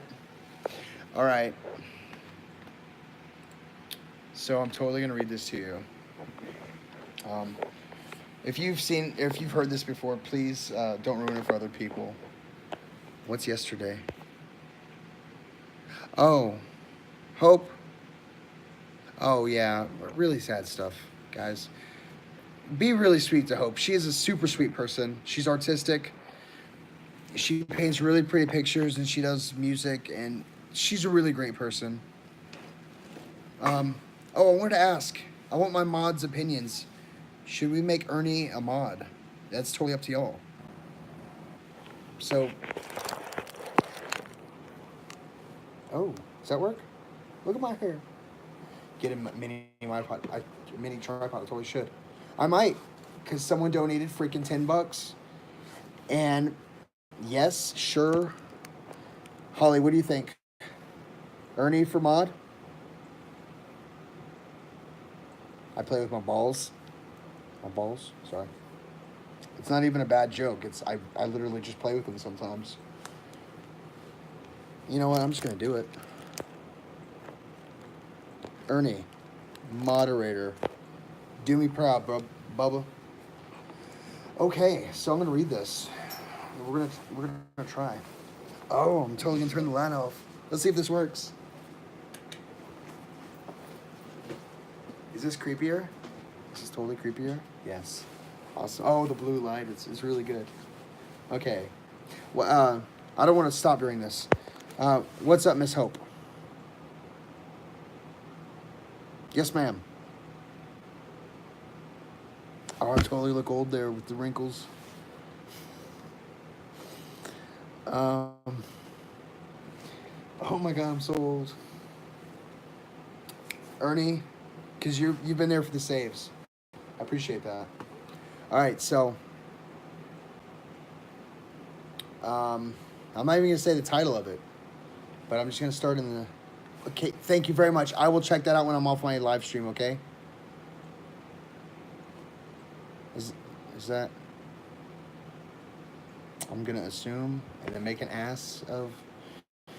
Gotta stop cussing. Gotta stop cussing. Okay. Hope, have a good night. And I don't know. I can't.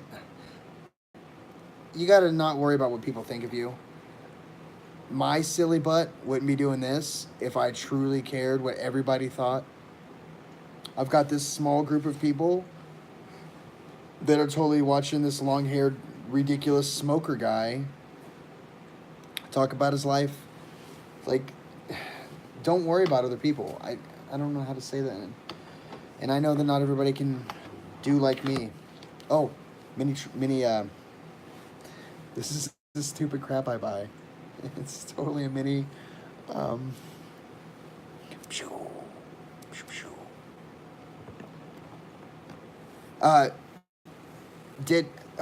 did you post your profile, your Instagram? If y'all want to, real quick.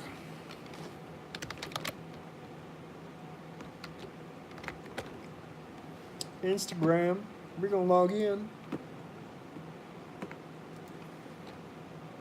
No, we're not, because I don't remember my login. Back to the story. I hope this is it's a mini crossbow. And it's stupid dangerous.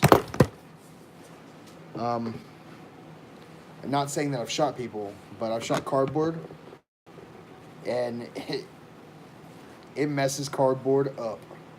Oh, it's not so creepy anymore. I gotta make it darker. Oh, I can do this. Hang on. Boop. Boop. Boop. Boop. For your dolls? Do they like move around at night? Like you wake up and one's going to like the fridge? Brightness display. Oh.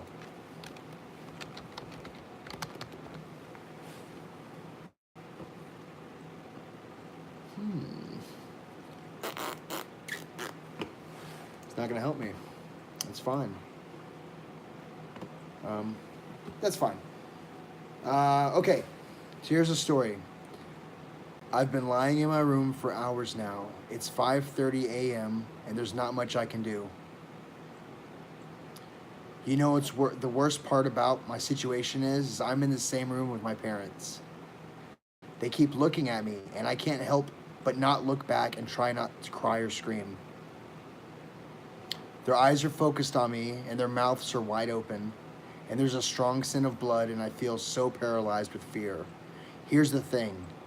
The second I try to make any hint that I'm not sleeping anymore, I'm screwed. I'll die. And there's nothing around me to save me. I've been trying to think of a way out, but the only idea I have is to try to rush to the door, run outside, and scream for help, hoping that any neighbors hear me. It's risky, but if I stay here, I'll surely die. Yes, please sub that woman. She's awesome. And follow her Instagram. She paints really pretty pictures.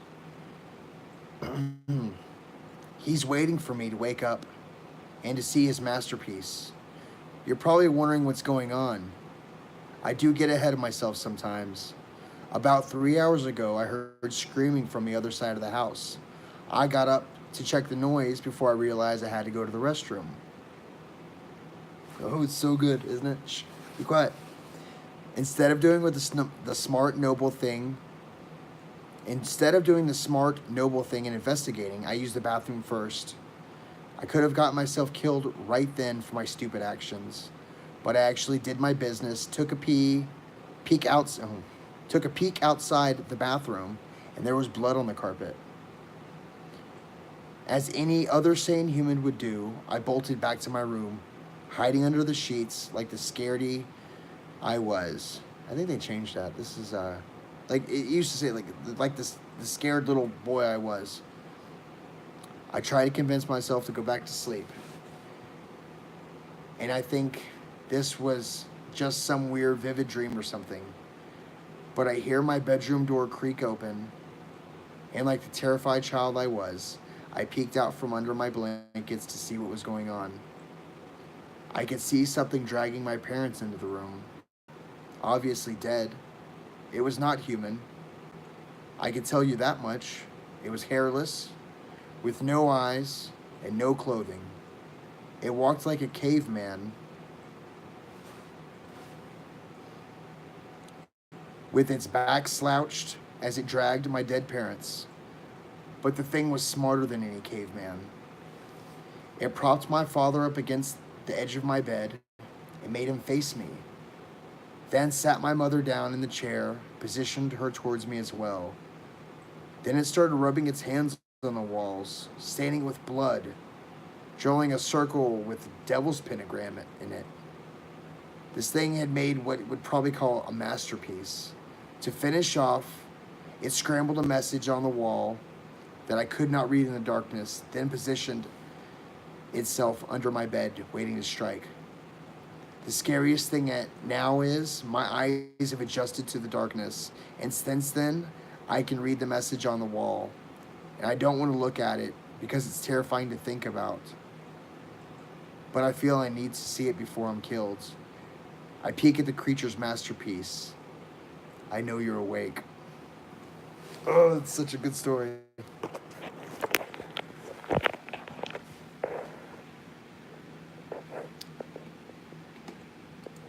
Y'all still there? Anybody alive? Very crazy, entertaining, man. Keep it up. Thank you. Very much. Thank you. I love that story. That's such a good story.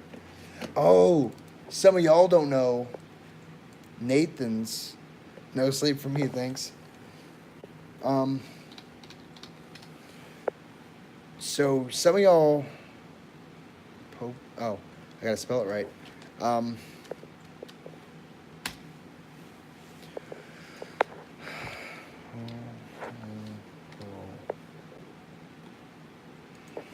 Yes, that's it.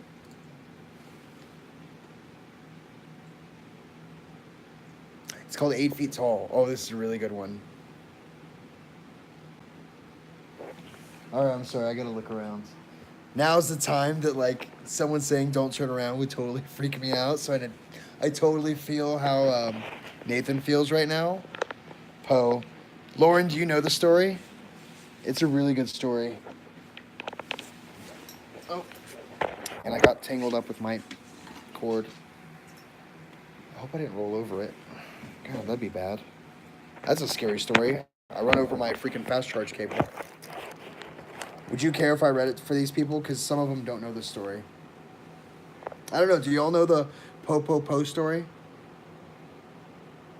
The sad birds. They're so sweet. They're coming in. Oh, man. These bad boys come in. I'm going to get all the ladies. It's up to y'all. Do y'all want to hear it? It's kind of a long one. But it's really good. Yes, Nathan read it.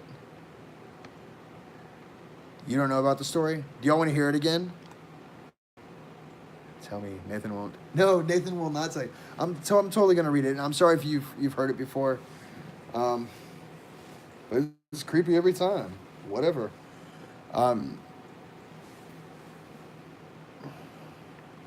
Turnarounds. Oh, that could have been creepy. Oh, what is that? Oh, that's a fan. It looks like a small person. Oh man, that would be super creepy right now. I know you're awake. It's called 8 Feet Tall, or Hachi Shaka Suma. I used to be like that's super random right there. It's a Japanese. Just made that word up. Japanese. It's a Japanese urban legend about a tall woman who abducts children. She's 8 feet tall, wears a long white dress, and makes the sound like po po po po po. This is the picture they have for her.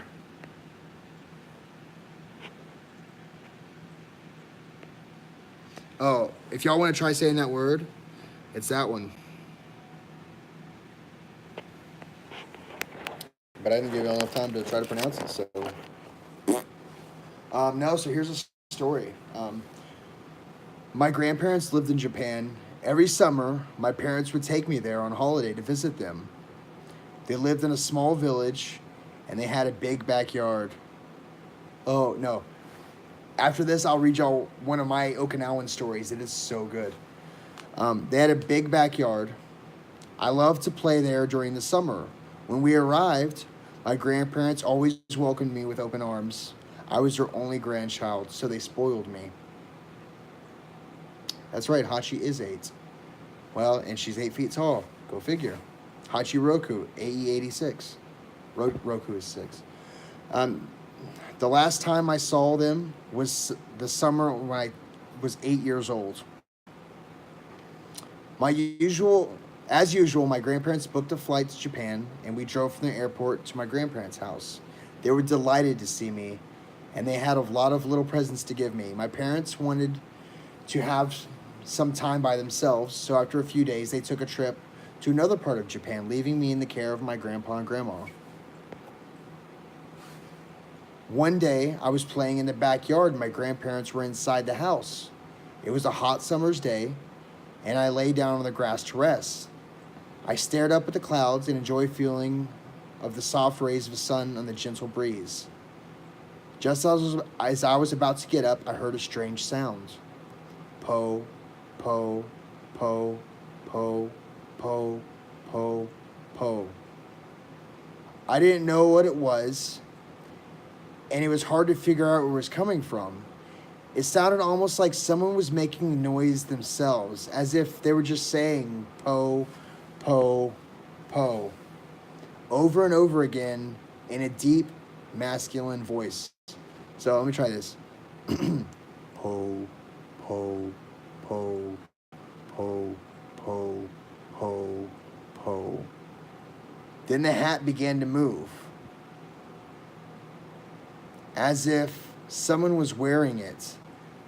The hat stopped at a small gap in the hedge, and I could see a face peering through. It was a woman, but the hedges were almost 8 feet tall. Here's the picture. Is that super creepy? Oh, it's so super creepy. All right, sorry. Back to this. I was surprised at how tall the woman was. I wondered if she was wearing stilts or some sort of huge high-heeled shoes. Then a split second later, she walked off and the strange noise disappeared with her, fading into the distance. Bewildered, I got up and wandered back to the house. My grandparents were in the kitchen drinking tea. I sat down at the table, and after a while, I told my grandparents what I had seen. They weren't really paying any attention to me until I mentioned the distinctive sound. Po, po, po, po, po, po, po. As soon as I said that, both of them suddenly froze. My grandma's eyes grew wide as she covered her mouth with her hand. My grandpa's face became very serious, and he grabbed me by the arm. "This is very important," he said in an intense voice. "You must tell us exactly how tall she was." "As tall as the garden hedge," I replied, beginning to get scared. "No, I have not." My grandfather bombarded me with questions. "Where was she standing? When did this happen? What did you do? Did she see you?" I tried to answer all those questions the best I could. He suddenly rushed out of the hallway and made a phone call. I could hear him. I could hear what he was saying. I looked over at my grandma, and she was trembling. My grandpa came back, barging in the back of the room, and spoke to my grandmother. "I've got to go out for a while," he said. "You stay here with the child and don't take your eyes off him for a second." "What's going on, Grandpa?" I cried. He looked at me with a sad expression in his eyes and said, "You've been liked by the Hachi Shakusama." With that, he hurried out, got in his truck, and drove off. I turned to my grandmother and cautiously said, "What is Hachi Shakasuma?"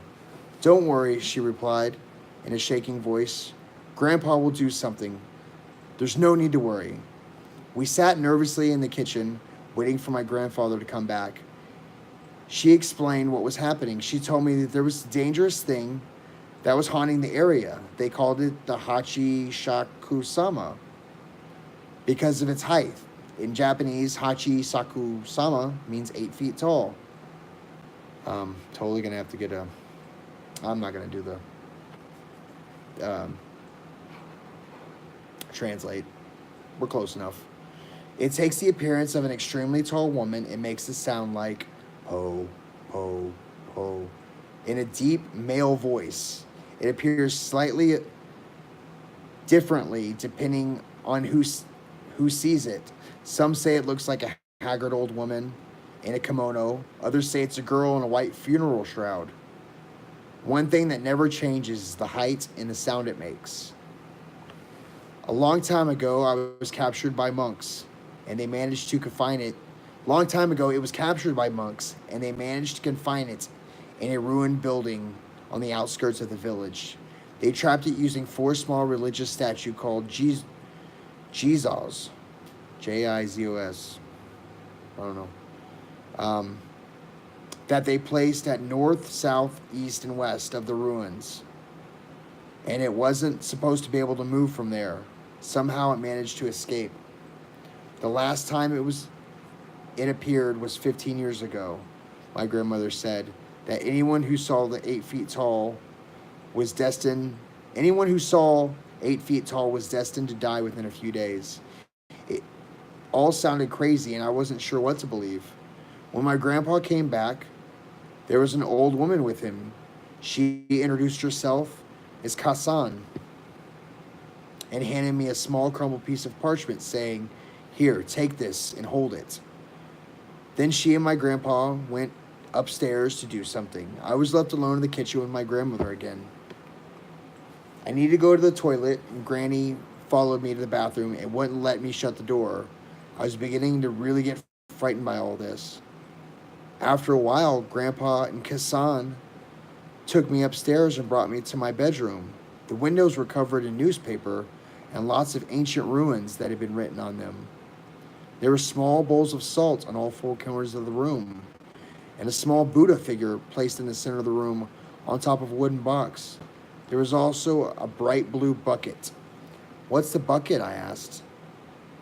"It's for pee and poo," Grandpa replied. Kasan sat me down on the bed and said, "Soon, the sun will be setting, so listen carefully. You must stay in this room until tomorrow morning.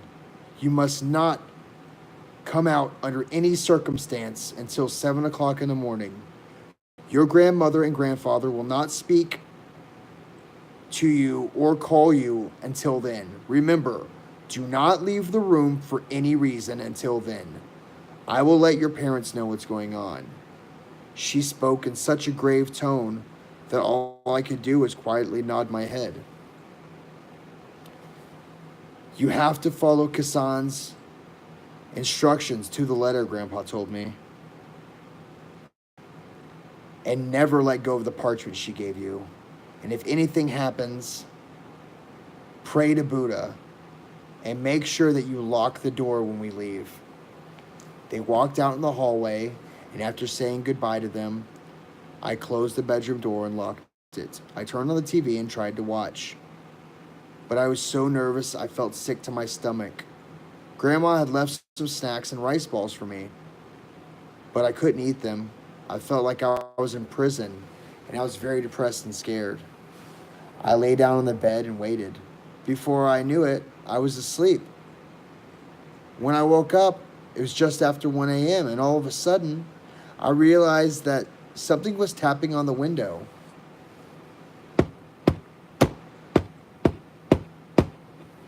I don't know if y'all can hear that, but that's the noise. I felt the blood draining from my face, and my heart skipped a beat. I desperately tried to calm myself down, telling myself it was just the wind playing tricks on me, or maybe the branches of a tree. I turned up the volume of the TV to drown out the tapping noise. Eventually, it stopped altogether. That was when I heard Grandpa call me. Are you okay in there? He asked. If you are scared, you don't have to stay in there all alone. I can come in to keep you company. I smiled and rushed over to the door, but then I stopped in my tracks and goosebumps all over my body. It sounded like Grandpa's voice, but somehow it was different. I couldn't tell what it was, but I just knew. What are you doing? Grandpa asked. You can open the door now. I glanced to my left with a chill went down my spine. The salt in the bowls was slowly turning black. I backed away from the door. My whole body was trembling with fear. I fell to my knees in front of the Buddha statue and clutched the piece of parchment tightly in my hand and started desperately praying for help. Please save me from Hachishakusama, I wailed. But then I heard the voices outside the door saying, Po, Po, Po, Po, Po, Po, Po. All right, so this is creepy for me too. And something made a noise. Not gonna lie to you guys, a little jumpy right now. Not cool. Not cool. Goes to my room. Not right now. Not right now. All right, back to this. I'm sorry. The tapping on the window started up again. The tapping on the window started up again. I was overcome by fear, and I was crouched there in front of the statue, half crying and half praying for the rest of the night. I felt like it would never end, but eventually in the morning, the salt in the bowls, and all 4 bowls, was pitch black. I checked my watch, and it was 7:30 a.m. I cautiously opened the door, and Grandma and Kassan were standing outside waiting for me. When she saw my face, Grandma burst into tears. I'm so glad you're still alive, she said. I went downstairs and was surprised to see my father and mother sitting in the kitchen. Grandpa came in and said, hurry up, we've got to get you going. We went to the front door and there was a large black van waiting in the driveway. Several men from the village were standing out around it, pointing at me and whispering, that's the boy. The van was a 9-seater and they put me in the middle surrounded by 8 men. Kassan was in the driver's seat. The man to my left looked down at me and said, You've got yourself in quite a spot of trouble. I know you're probably worried. Just keep your head down and your eyes shut. We can't see it, but you can. Don't open your eyes unless we've got you safely out of here. Grandpa drove in front, and my dad's car was followed behind. When everyone was ready, our little convoy started moving. We were going fairly slow, around 20 kilometers an hour, or maybe less. After a while, Kassan said, this is where it gets hard, and started muttering a prayer underneath her breath. And that was when I heard the voice, Po, Po, Po, po, po, po, po, po. I clutched the parchment Kassan had given me tightly in my hand. I kept my head down, but I peeked outside.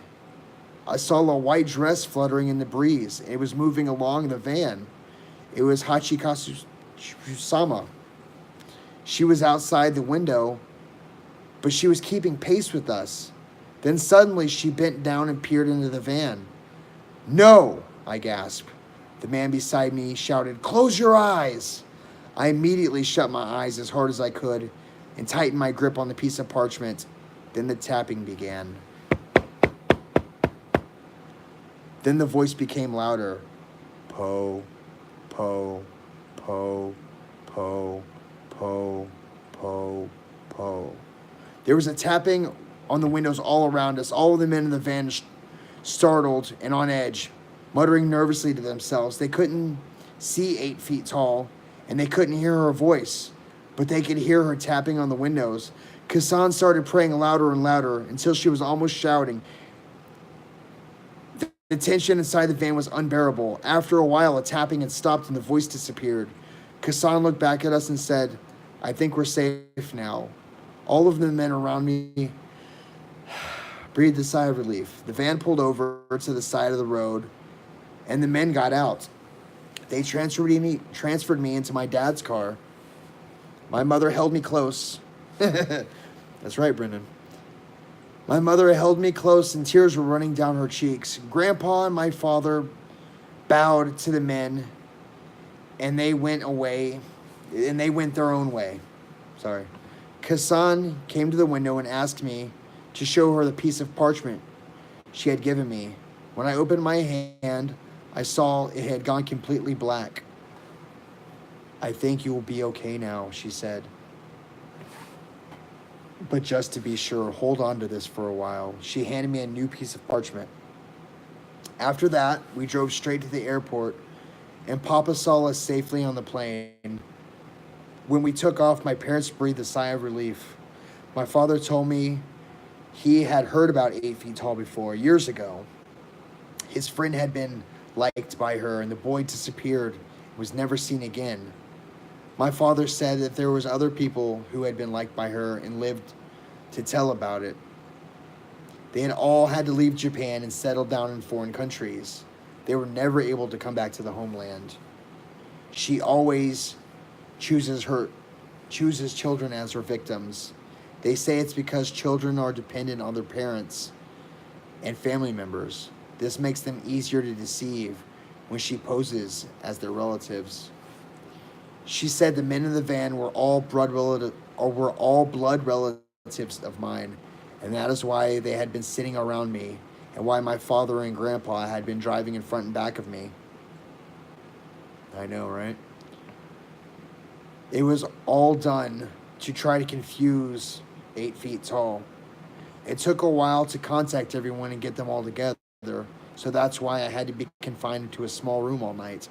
She told me that one of the little Jizo statues, the ones that were meant to keep her trapped, had been broken, and this was how she escaped. It gave me chills, and I was glad when I finally got home. All of this happened more than 10 years ago, and I haven't seen my grandparents since then. I haven't been able to so much as set foot in the country. Afterwards, I would call them every few weeks and talk to them on the phone. Over the years, I tried to convince myself that it was just an urban legend and that everything that happens is just an elaborate prank. But sometimes I'm not so sure. My grandfather died 2 years ago. When he was sick, he wouldn't allow me to visit him, and he left strict instructions that he left strict instructions in his will that I wasn't to attend his funeral. It was all very sad. My grandmother called a few days ago. She said that she had been diagnosed with cancer. She missed me terribly and wanted to see me one last time before she died. "Are you sure, Grandma?" I asked. "Is it safe?" "It's been 10 years, she said, and that happened a long time ago. It's all forgotten, but you're all grown up now, and I'm sure it won't be a problem. But But what about Hachi Shaku-sama? I said. For a moment, there was silence on the other end, and then I heard a deep masculine voice saying, Po, Po, Po, Po, Po, Po, Po.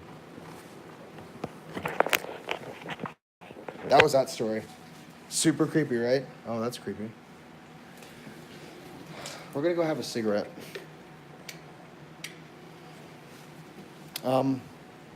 Swear to God, if there's 8 feet tall standing in here, she'd bump her head. But my mini crossbow is not loaded right now. That was ridiculous. Was it good, Brennan? Did you like that? Yeah, I like that one. It was kind of hard to read at the end.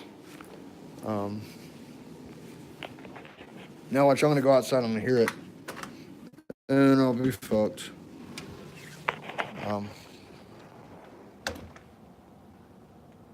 There's someone over there. Over there. They're at the soda machine. Once again, kids don't smoke. It's so bad for you. I think that's better. Yeah. But that's the po po po.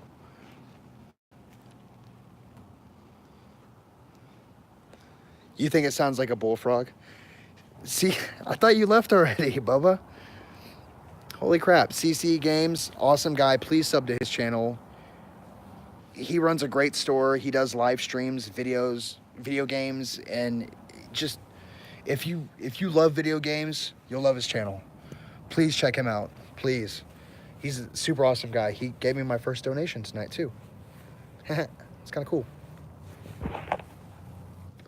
I'm losing people. I got 6 people left. Maybe I'll do one more and then I'll pass out. Like I'm sleeping tonight.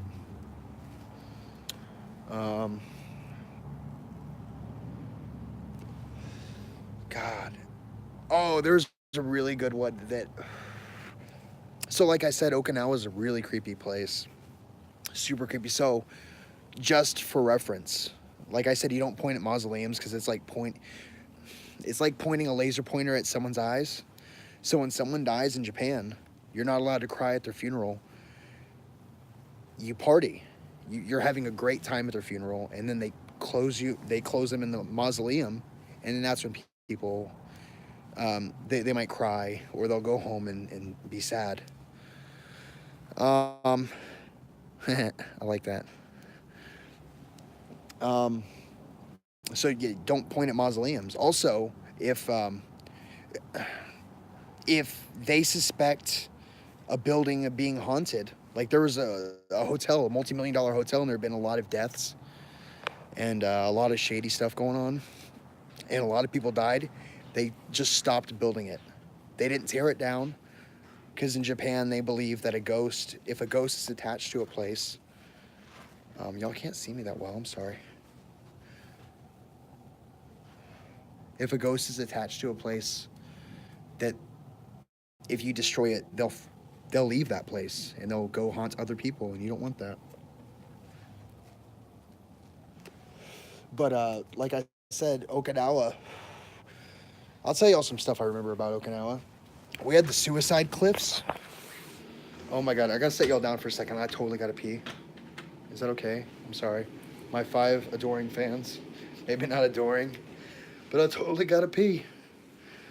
Totally gotta pee. Here, I'm gonna set y'all. I'm gonna set y'all right. No? I don't know. I'm gonna set y'all. I'm gonna set y'all on my computer. Tell me if you see anything creepy happening. Please.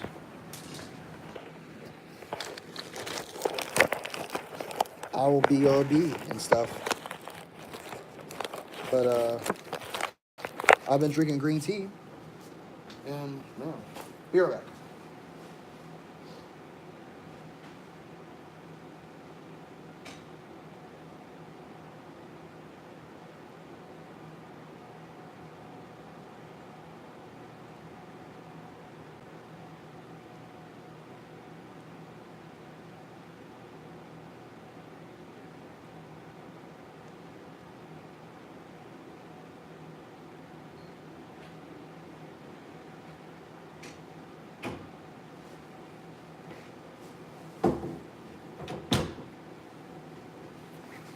Hello.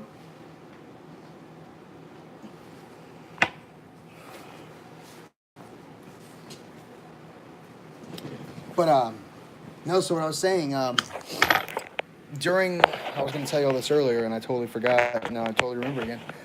Okinawa, like what's his name, Pat Morita, Karate Kid, sweep on, sweep off. That guy, he was Okinawan, but in World War II, hello. I'm not even gonna try that. I'm gonna try it. Haraba wa doku deska. I don't know the first word. Deska. I used to know that. I don't know anymore. So Okinawa was its own.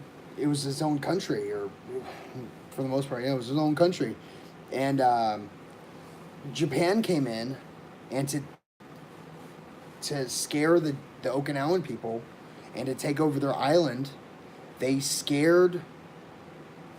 It's right there, around the door. They scared all the people that live there, and they said the Americans are coming. They're gonna rape you. They're gonna eat your children, and all this crazy stuff. And it was their plot to take over their island. Beautiful, beautiful island. Beautiful island. If you ever get a chance to go to Okinawa and you can deal with a couple Marines, go. It is so beautiful there. But there's the suicide cliffs. And they say that you don't get close to the edge of the suicide cliffs, because you look over and you'll see faces of women and children that were shoved over the edge or jumped, and they drowned in the water. And they're welcoming you in. And if you look, someone will push you, or a ghost will push you. And so Japanese people just don't go there.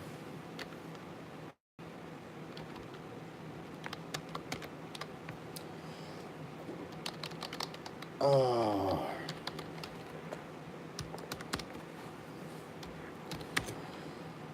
Oh, it's super sad and messed up.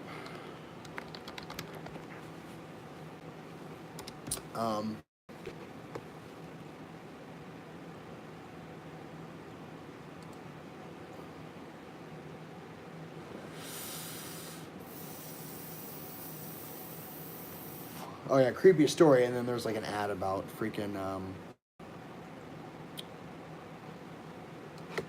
Subway. I'm trying to think of the story. Okinawa.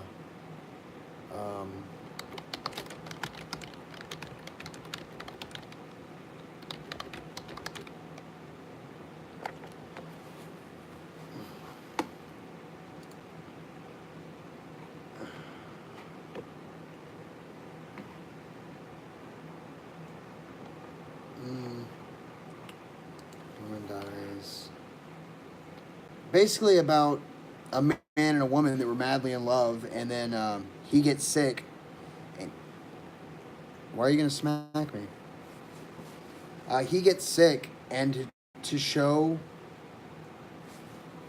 Oh, been drowned. Okay.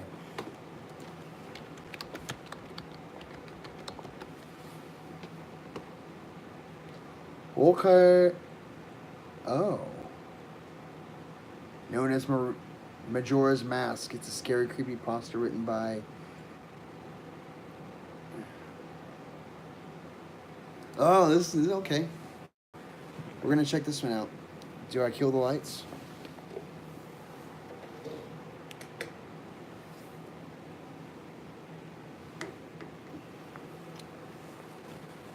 Okay. I need your help with this. It's not a copy pasta.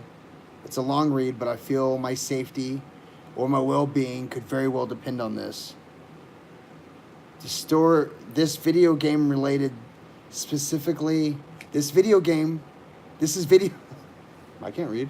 This is video game related, specifically Majora's Mask. And this is the creepiest shit that has ever happened to me in my entire life. Having said that, I recently moved into my dorm, starting as a sophomore in college, with a friend of mine gave me his old Nintendo 64 to play.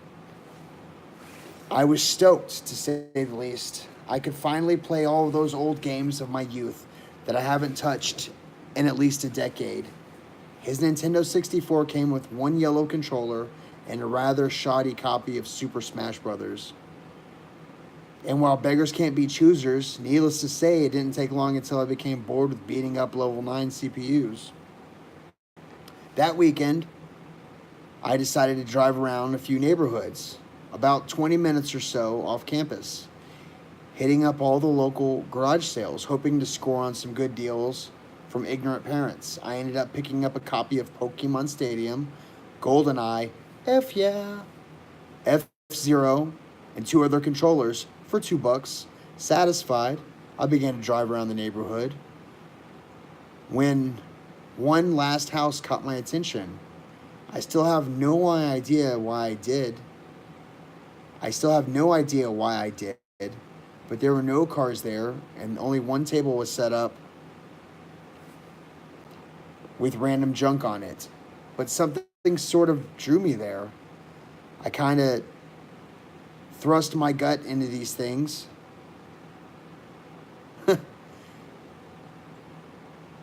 I trust my gut on these things. So I got out of the car and was greeted by an old man. His outward appearance was, for lack of a better word, displeasing. He was odd. If you asked me to tell him why I thought he was displeasing, I couldn't really pinpoint anything. There was just something about him that put me on edge. I can't explain it. All I can tell you is that if this wasn't in the middle of the afternoon and there weren't other people within shouting distance, I would have never thought of approaching this man. He flashed a crooked smile at me and asked me what I was looking for. I immediately noticed that he must be blind in one of his eyes. His right eye had been glazed over look about it. I forced myself to look in his left eye instead, trying not to offend, and then asked him if he had any old video games. He was already wondering how I could politely excuse myself from the situation when he would tell me he had no idea what a video game was. But to my surprise, he said he had a few ones in an old box. I swear to God, that's what it says. This person is not Stephen King. I'm sorry. He assured me that he'd be back in a jiffy and turned to head back into his garage. As I watched him hobble away, I couldn't help but notice that he was selling on his table. Littered across his table was rather peculiar paintings, various artworks that looked like ink blots that a psychiatrist might show you. Curious, I looked through them. It was obvious why no one was visiting this guy's garage sale. Sorry. There weren't exactly aesthetically pleasing. As I came to the last one, for some reason, it looked almost like Majora's Mask. The same heart-shaped body with the little spikes protruding outward. I initially just thought that since I was secretly hoping to find a game at these garage sales, some Freudian BS was projecting itself into the ink blots. But given the events that happened afterwards, I'm not sure now. I should have asked him about it. I wish I would have asked him about it. After staring at the Majora's Mask-shaped blot, I looked up to the old man was suddenly there again, arm's length in front of me, smiling at me. I admit I jumped out of reflex and I laughed nervously as he handed me a Nintendo 64 cartridge. It was standard gray color, except someone had written Majora on the back with permanent marker. I got butterflies in my stomach as I realized what a coincidence this was and asked him how much he wanted for it. Man itch. Sorry, that's gross. Um, sorry. How much he wanted for it. Oh, the old man smiled at me and told me that I could have it for free. That it used to belong to his kid who was about my age that didn't live there anymore. There was something weird about this man. The man phrased. There was something weird about how the man phrased that. I'm sorry, I'm usually a better reader than this. But I didn't really pay any attention to then. I was too caught up in only finding this game, but getting.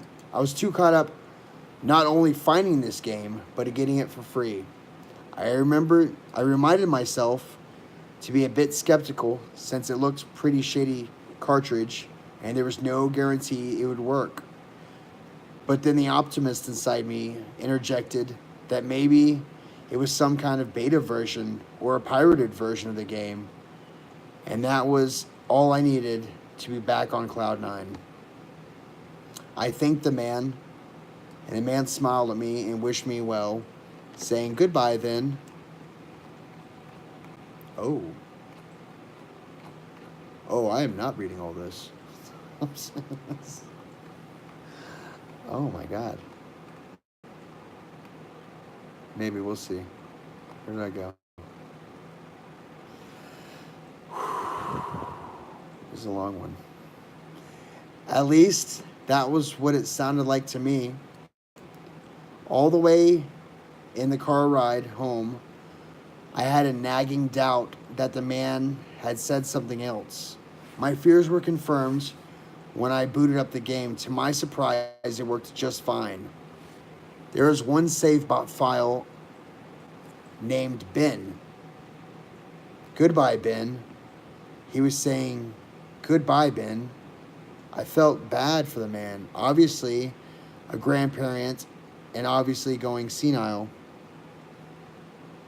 And I, for some reason or another, reminded him of his grandson Ben. I don't know, maybe I'm just reading it bad. Out of curiosity, I looked at the save game file, eyeballing it. I couldn't tell that he was I could tell that he was pretty far in the game. He had almost all the masks and 3/4 remaining of the bosses. I noticed that he had used an owl statue to save his game. He was on day 3 and by the Stone Tower Temple with hardly an hour left before the moon would crash. I remember thinking that was a shame that he had come so close to beating the game but never finished it. I made a new file named Link out of tradition and started the game, ready to revive my childhood. For such a shady-looking game cartridge, I was impressed at how smoothly it ran. Literally, just like a retail copy of the game, save for a few minor hiccups here and there, like textures being there where they shouldn't be, random flashes of cutscenes at odd intervals, but nothing too bad. However, the only thing that was a little unnerving was that at all times the NPCs would call me Link, and other times they would call me Ben. I figured it was just a bug, a fluke in the programming that caused the files to get mixed up or something. And it did kind of creep me out after a while. Oh, it did kind of creep me out, though after a while it was around. After I had beaten the Woodfall Temple, I preferably went into the save files and deleted Ben. I had been intended to preserve the file just out of respect for the game's original owner. It's not like I needed 2 save files anyways. Hoping that would solve some of the problem, it didn't. And it did and it didn't, sorry. Now the NPCs wouldn't call me anything. Where my name should be in the dialogue, there was just a blank space. My save file was called Link, though. Frustrated with homework to do, I put the game down for the day. I started playing the game again last night, getting to Lens of Truth and working my way towards completing Snowhead Temple. Now, some of your more hardcore Majora Mask players know about the 4-day glitch. For those who don't, you can Google it. But the gist of it is that right as the clock is about to hit 00000 on the final day, you talk to the astronomer and look through the telescope. If you time it right, the countdown disappears and you essentially have another day to finish whatever you were doing. Deciding to do the glitch and try to finish Snowhead Temple, I happened to get it right on the first try and the time counter at the bottom disappeared. However, when I pressed B to escape the telescope, instead of being greeted by the astronomer, I found myself in the Majora boss fight room at the end of the game. The trippy boxed in area, starting at Skull Kid hovering around me. There was no sound, just him floating in the air around me. And the background music, which was regular for the area but still creepy, immediately my palms began to sweat. This was definitely not normal. Skull Kid never appeared here. I tried moving around the area, and no matter where I went, Skull Kid... Oh. Skull Kid was always facing me, looking at me, not saying anything. Nothing would happen, though. And this kept up for around 60 seconds. I thought the game had bugged or something. I was beginning to doubt that very much. I was about to reach the reset button when text appeared on the screen. You're not sure why, but you apparently had a reservation. I instantly recognized that text. You get that message when you get the room key for Anju at the Stockpile Pot Inn. But why was that playing here? I refused to entertain the notion that it was almost as if the game was trying to communicate with me. I started to navigate the room again, testing to see if it was some sort of trigger that enables me to interact with something in here. Then I realized how stupid I was. To even think that something could reprogram the game like this was absurd. Sure enough, 15 seconds later, another message appeared on the screen. And again, like the first one, it was already a pre-existing phrase. Go to the lair of the temple's boss. Yes, no. I paused for a second, contemplating what should I press and how the game would react. Then I realized that I couldn't select no. Taking a deep breath, I pressed yes and the screen faded to white with the words, Dawn of the New Day, with the subtext, I, beneath it. Where I was ported to filled me with the most intense sense of dread and impending fear that I ever experienced. The only way that I can describe it is the way there is having this feeling of inexplicable depression on a profound scale. I am normally not a depressed person, but the way I felt was a feeling that I didn't even know existed. It was such a twisted, powerful sense that seemed to wash over me. I appeared in some kind of weird Twilight Zone version of Clocktown. I walked out of the clock tower, as you normally do when you start day one, only to find the inhabitants were gone. Usually with the 4-day glitch, you can still find guards and the dog that runs around outside the tower. This time they were all gone. What replaced them was this ominous feeling that there was something out there, in the same area as me, and that it was watching me. I had 4 hearts to my name and the hero's bow. But at this point, it wasn't even considered for my avatar. I felt that personally, I was in some kind of danger. Perhaps the most chilling thing was the music. What's up, man? You actually made it. I'm reading a creepy story right now, Bubba. How you doing, Jason? I'm reading a video game creepy story. I might have to pick this. I might pause somewhere and pick it up. If that's okay, I'm sorry. It's kind of long. But let me finish this paragraph at least. I'll probably read a little bit more than that, but it was a song of healing, ripped straight from the game itself, but playing in reverse.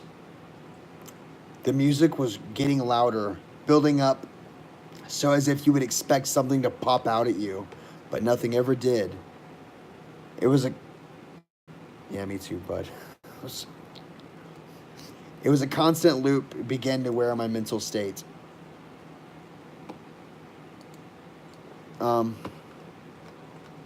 Holy crap. I've read like not even a fourth of it. Would you hate me forever if I pause the story here?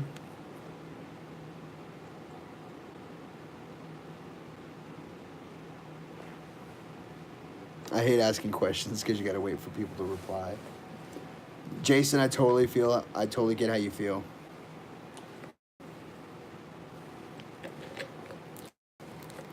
Did you have fun at the fair, Jason? You guys, I don't know if you guys know, but Simple Cooking Channel, he's a moderator now. I don't know if... Try talking, Jason. I want to see if it shows you as a moderator or it still shows a check mark, which I... You're a check mark. He's actually a super moderator now. He has the check mark and the wrench.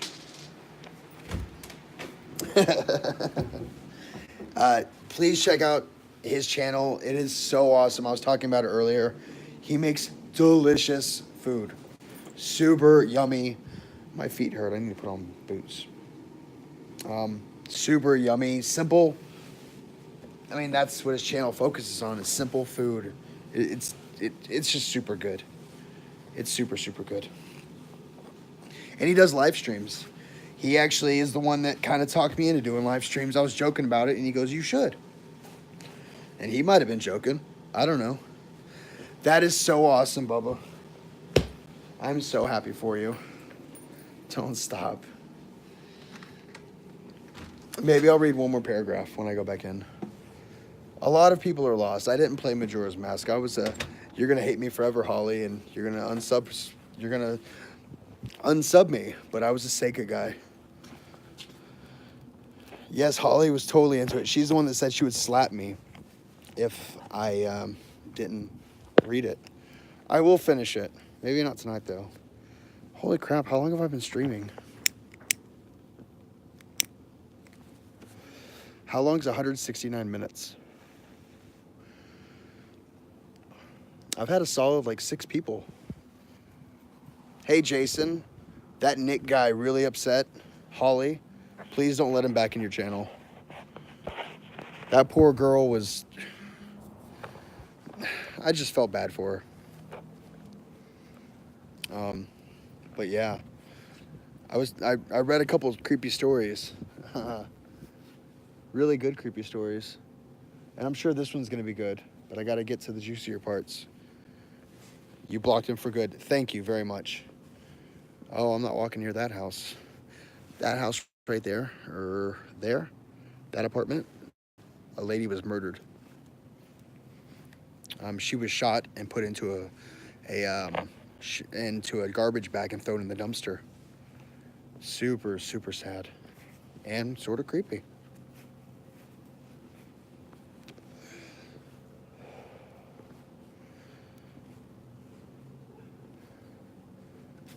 Do y'all hear that? Can you hear that? Jess, have a good night. Yep, backing up. It's getting closer. Look behind. Watch my 9 or watch my 6, kids. That was getting louder. I don't like noises that I don't already like. Am I going already? I'm probably gonna go in a little bit. I gotta get some sleep. I'm starting to get tired, but not yet. Oh, Jason, by the way, totally sign up for Streamlabs. It's super awesome. It's not what you were thinking. And it's super easy. And I linked my PayPal to it.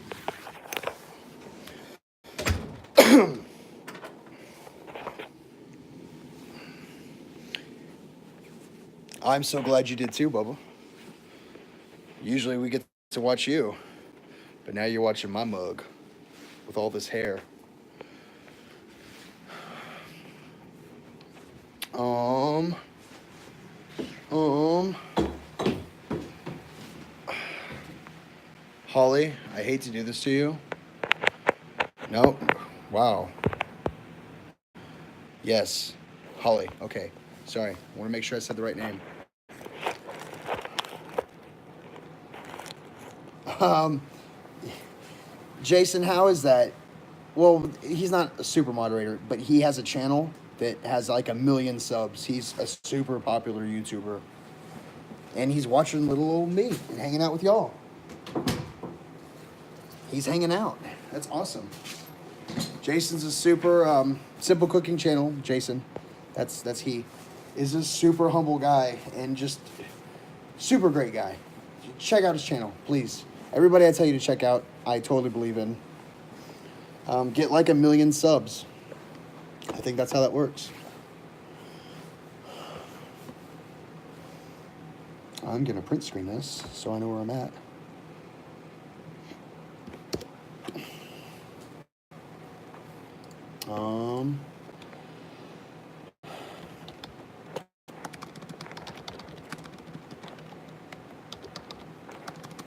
Can't type. Fingers won't fing.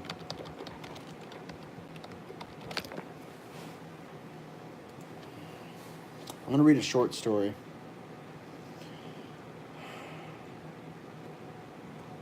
What? Not creepypasta.com. No, Reddit. Fools. Cause, duh. Oh my god. Oh my god. There's more Reddit. We will finish your story. Maybe tomorrow night. Holy crap, it's 10:30. I still gotta go to bed.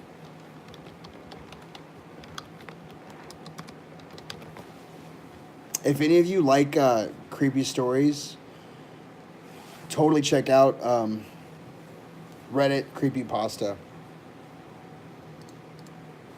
I'm getting a lot of these. I hate it when I accidentally summon Satan.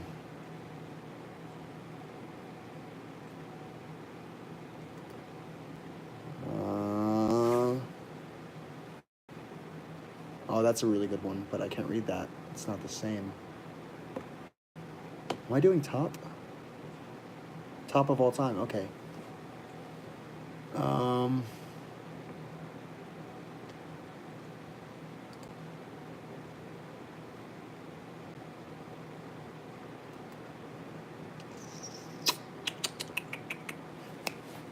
Lego Man, what's up? What is happening, buddy? Have you been here the whole time? I'm not finding my no sleep. Oh, that's where I found the popopo. No, that's where I found the copy pasta. Ernie, be good, Bubba. I'm losing people.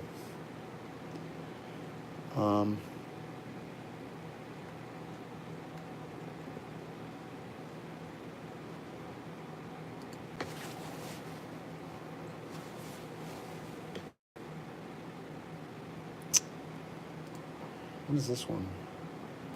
Oh, that was just a creepy picture. Let's go to no sleep. .com/no sleep because /r/no sleep noob. Duh. Oh my god. Oh my god. God. I have 5 people. I met someone who claimed to be the devil, and I think I believed them. Oh my god. Sorry, guys.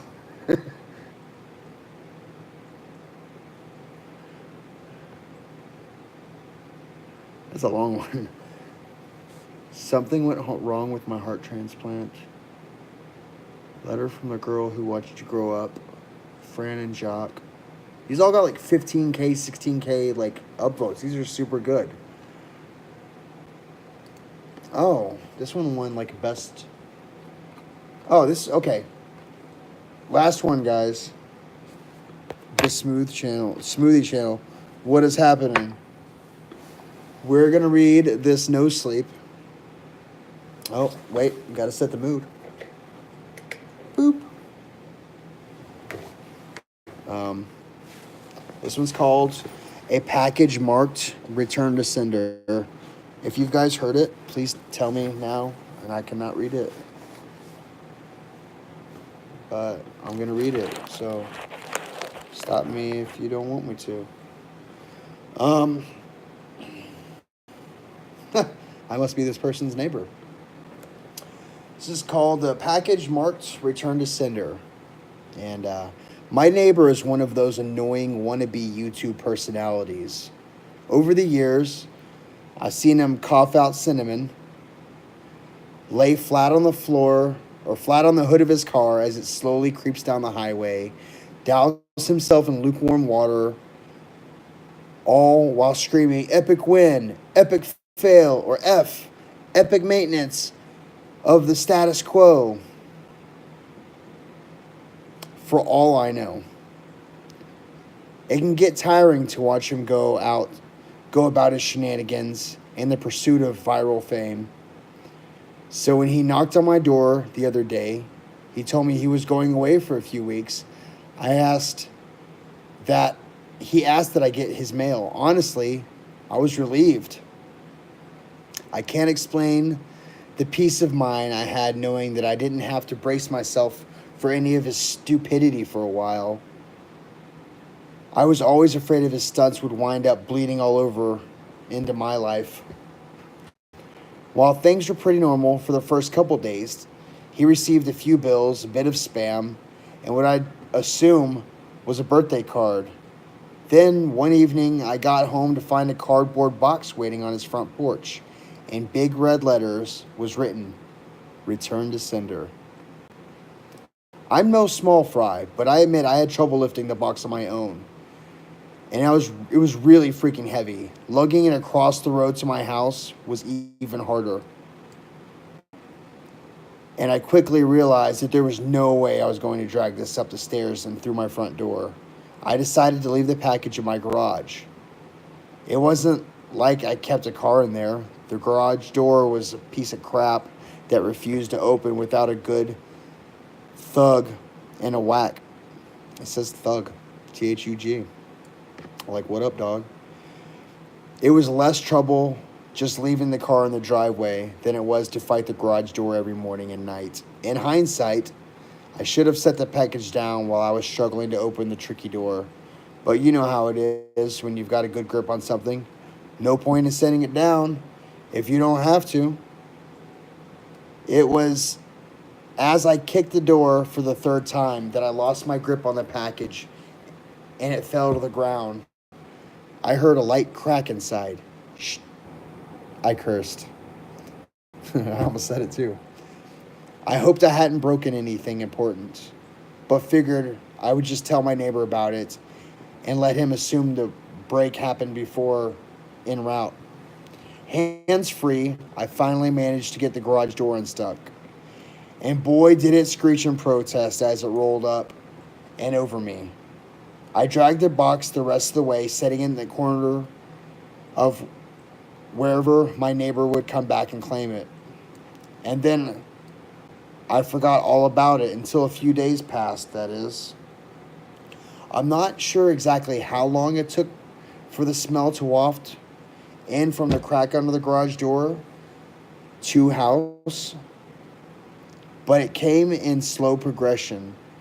It was sickly sweet odor, similar to a skunk. Oh, what's up, guys? It was sickly sweet odor, similar to a skunk. And for the first few days after I smelled it, I genuinely assumed that's exactly what it was. Roadkill, that I had left its mark on my house. It was only then I realized the scent was growing more intense instead of fading that I went looking for the source. That's when I opened the garage door, and that's when the odor knocked me back. Holding my nose, the culprit wasn't hard to identify. The only change in my garage was the box in the corner. I remembered thinking I must have been one of those meat of the month subscription boxes. The meat must have gone rancid from being left out of the fridge for so long. How much meat could have been in there, the box, to have been so large and heavy? The entire freaking cow? I covered my nose as I approached the box. A pair of scissors in hands. I probably wouldn't have needed them to open it, as it had become soggy enough at the bottom to poke through with a finger. But I wasn't about to poke my finger into some spoiled meat juices. The soggy bottom was the reason I had to open the box in the first place. If I tried dragging it out whole, everything would spill onto the floor. I was going to have to dump the pieces of meat in the garbage one at a time and take them down to the dumpster, a process I wasn't looking forward to. My scissors tore through the tape along the top of the cardboard box. I thought the smell couldn't get any worse.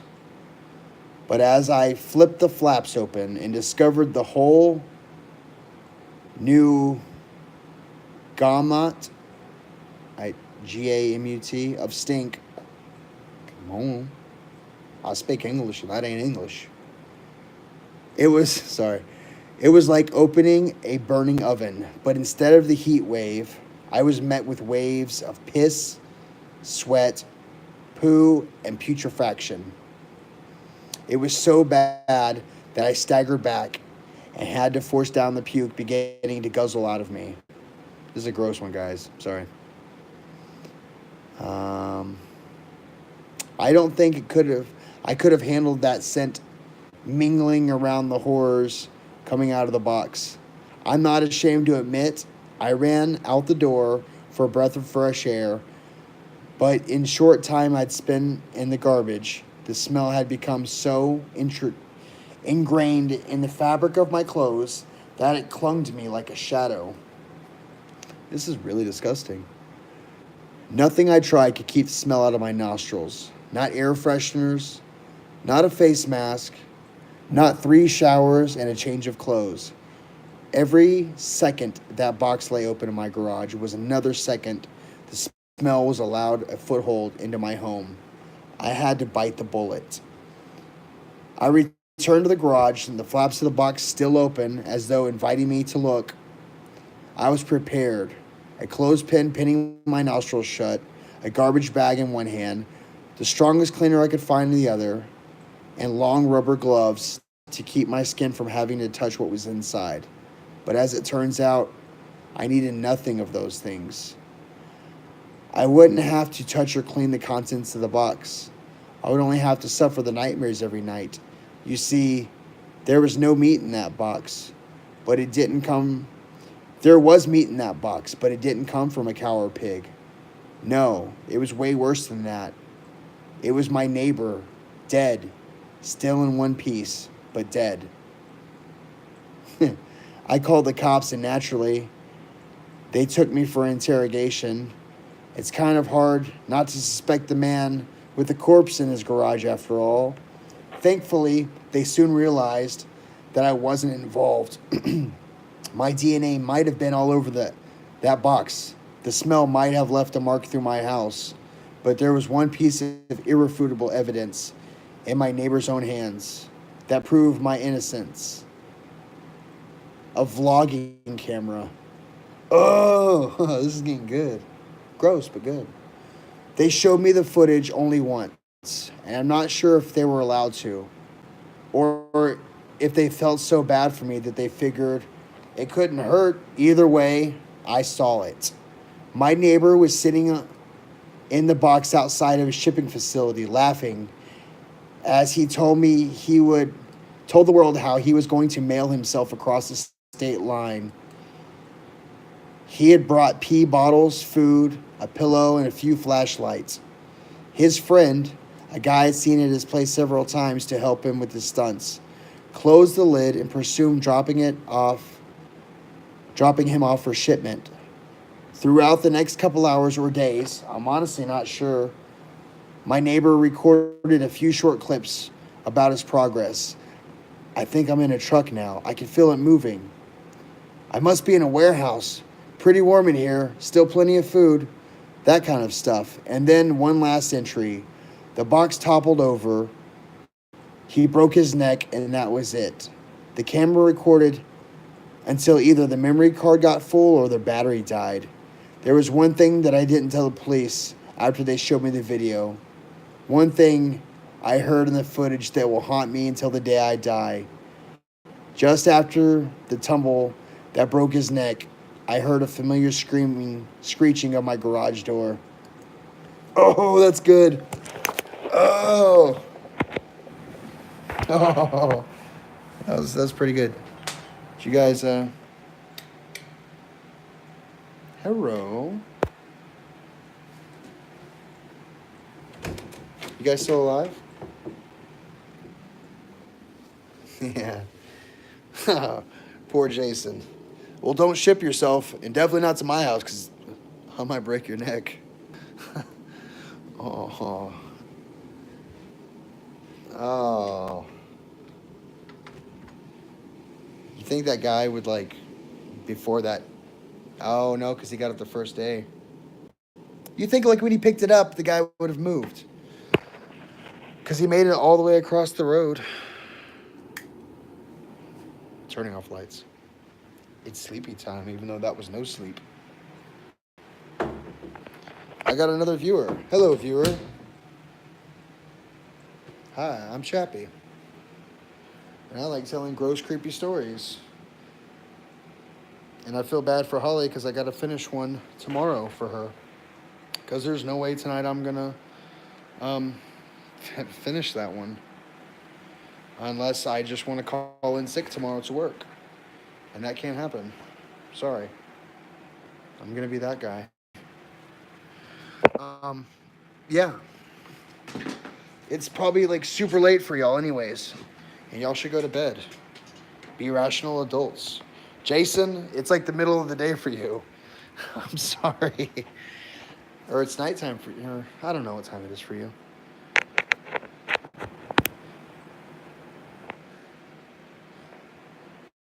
Oh, that's weird.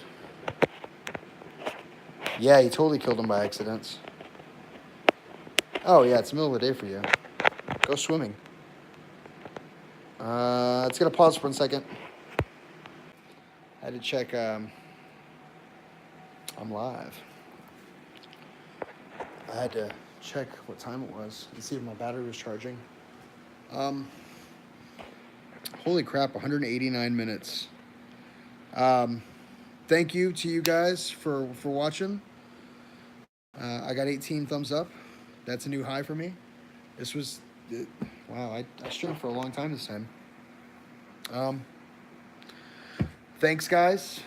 And, yeah, over 3 hours, wow. I told my cousin around 7 or 8, I'm like, I'm getting ready to go to bed. I know, Holly, I'm sorry. You see my white trash beard? It's blonde. Definitely not this color.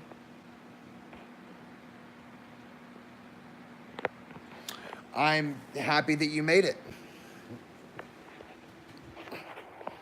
I'm in bed. Look.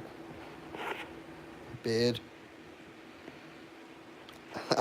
I need fans on me to sleep.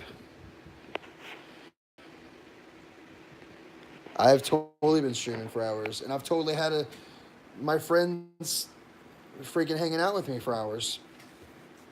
Super great people. But all good things have to end, and I'm sorry. Guys, Jason, are you going to stream tomorrow?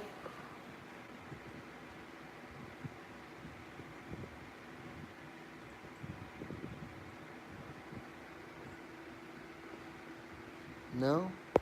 Yes. Check out guys, I'm serious. Totally check out Simple Cooking Channel. Super great food. Um, y'all will see me there for a little bit at least. And